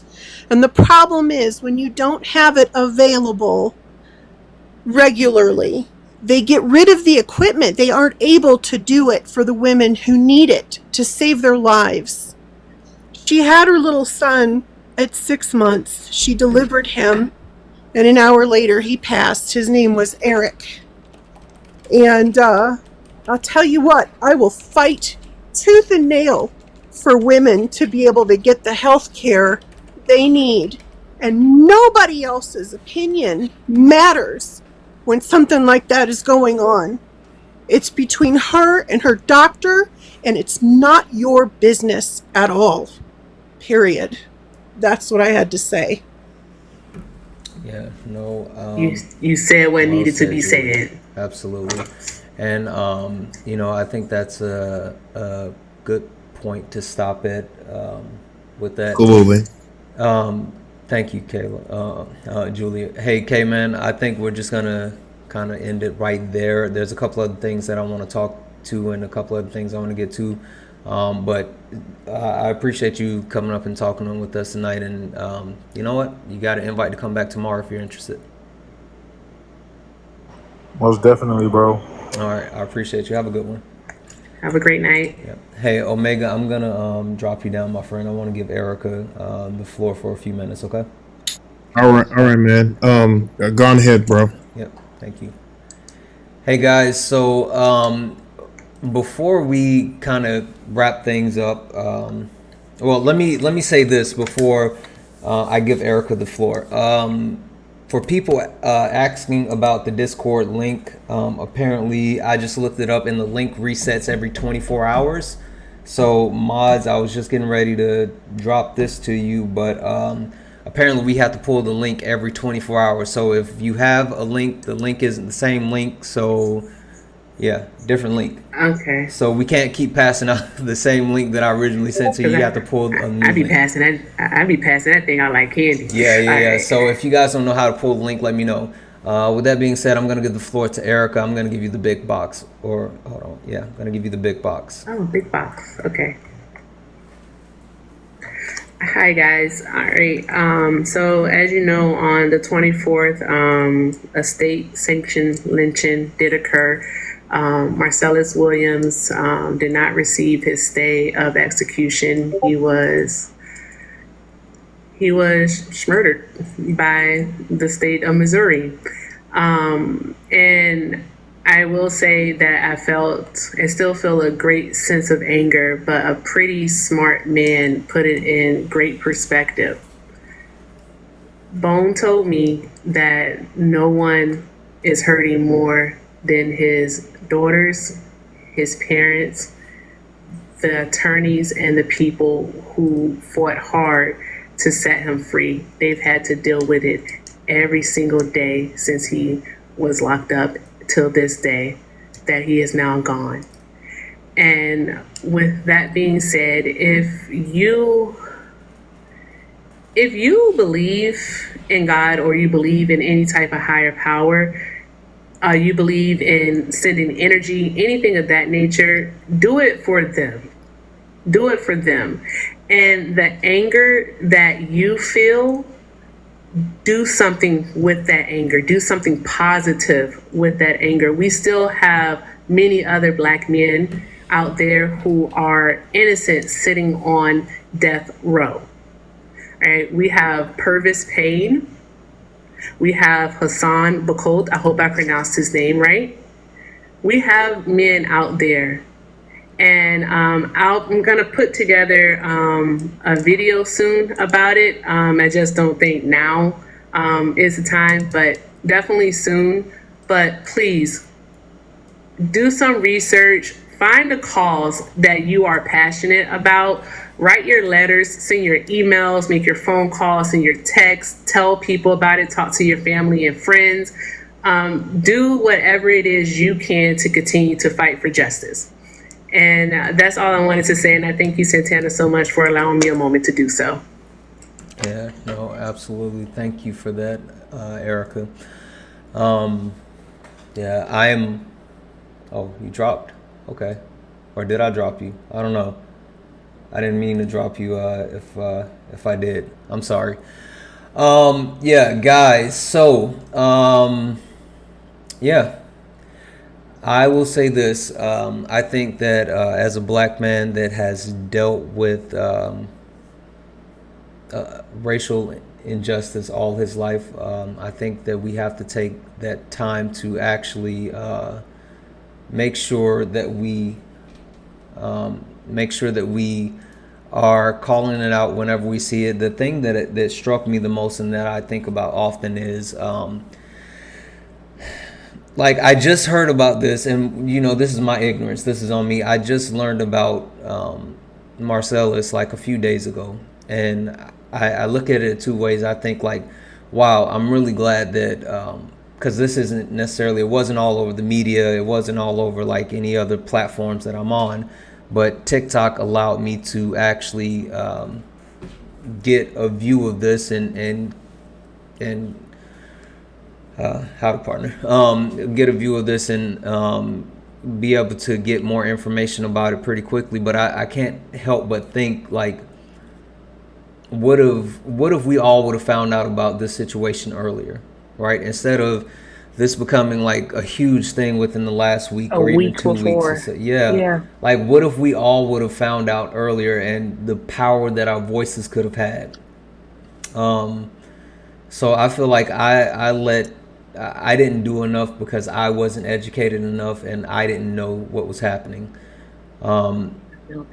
So please just think about what Erica said there. Think about what Erica just shared, and just find your passion and be passionate about helping people. Yeah, and I can say the same. I know we tired. we're tired in so many ways, Santana. But I feel like the spark that I used to have about helping people when I was younger it has returned. And I'm not exactly sure what it is that I can do, but I got a voice.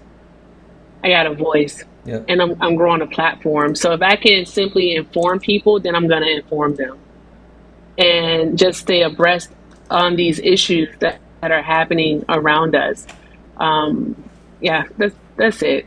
Before I don't feel like crying tonight. Yep. So yeah, that's it. But I am going to drop myself this time. Go ahead. I didn't mean to. That was my bad. I'm sorry. Yeah, again, bro, I appreciate you so very much. Have a great night. Have a wonderful, wonderful night. Bye. All right, guys. So we did it. Thank you. We ended up with 167,000 likes. Our original goal was 250. So tomorrow we have to do better. Yeah. Anyway, guys, thank you for being here. Thank you for all the taps. Thank you for the likes. Thank you for the subs. Thank you for the shares. Thank you for all of the conversation, guys. I want to do a raid, right? So I'm gonna put this here, right?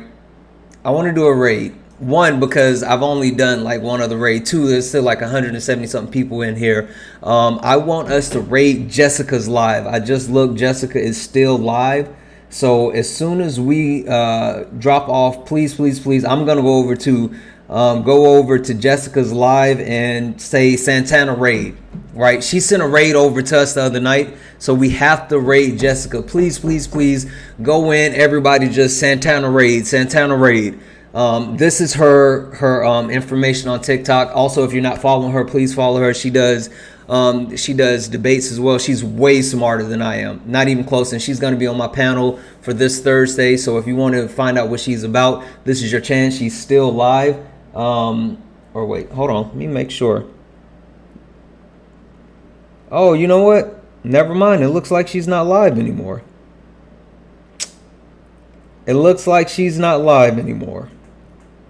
Oh, that sucks. Okay, never mind. She just ended. Yeah. Darn it. Okay, we'll catch somebody next time. We'll catch somebody next time.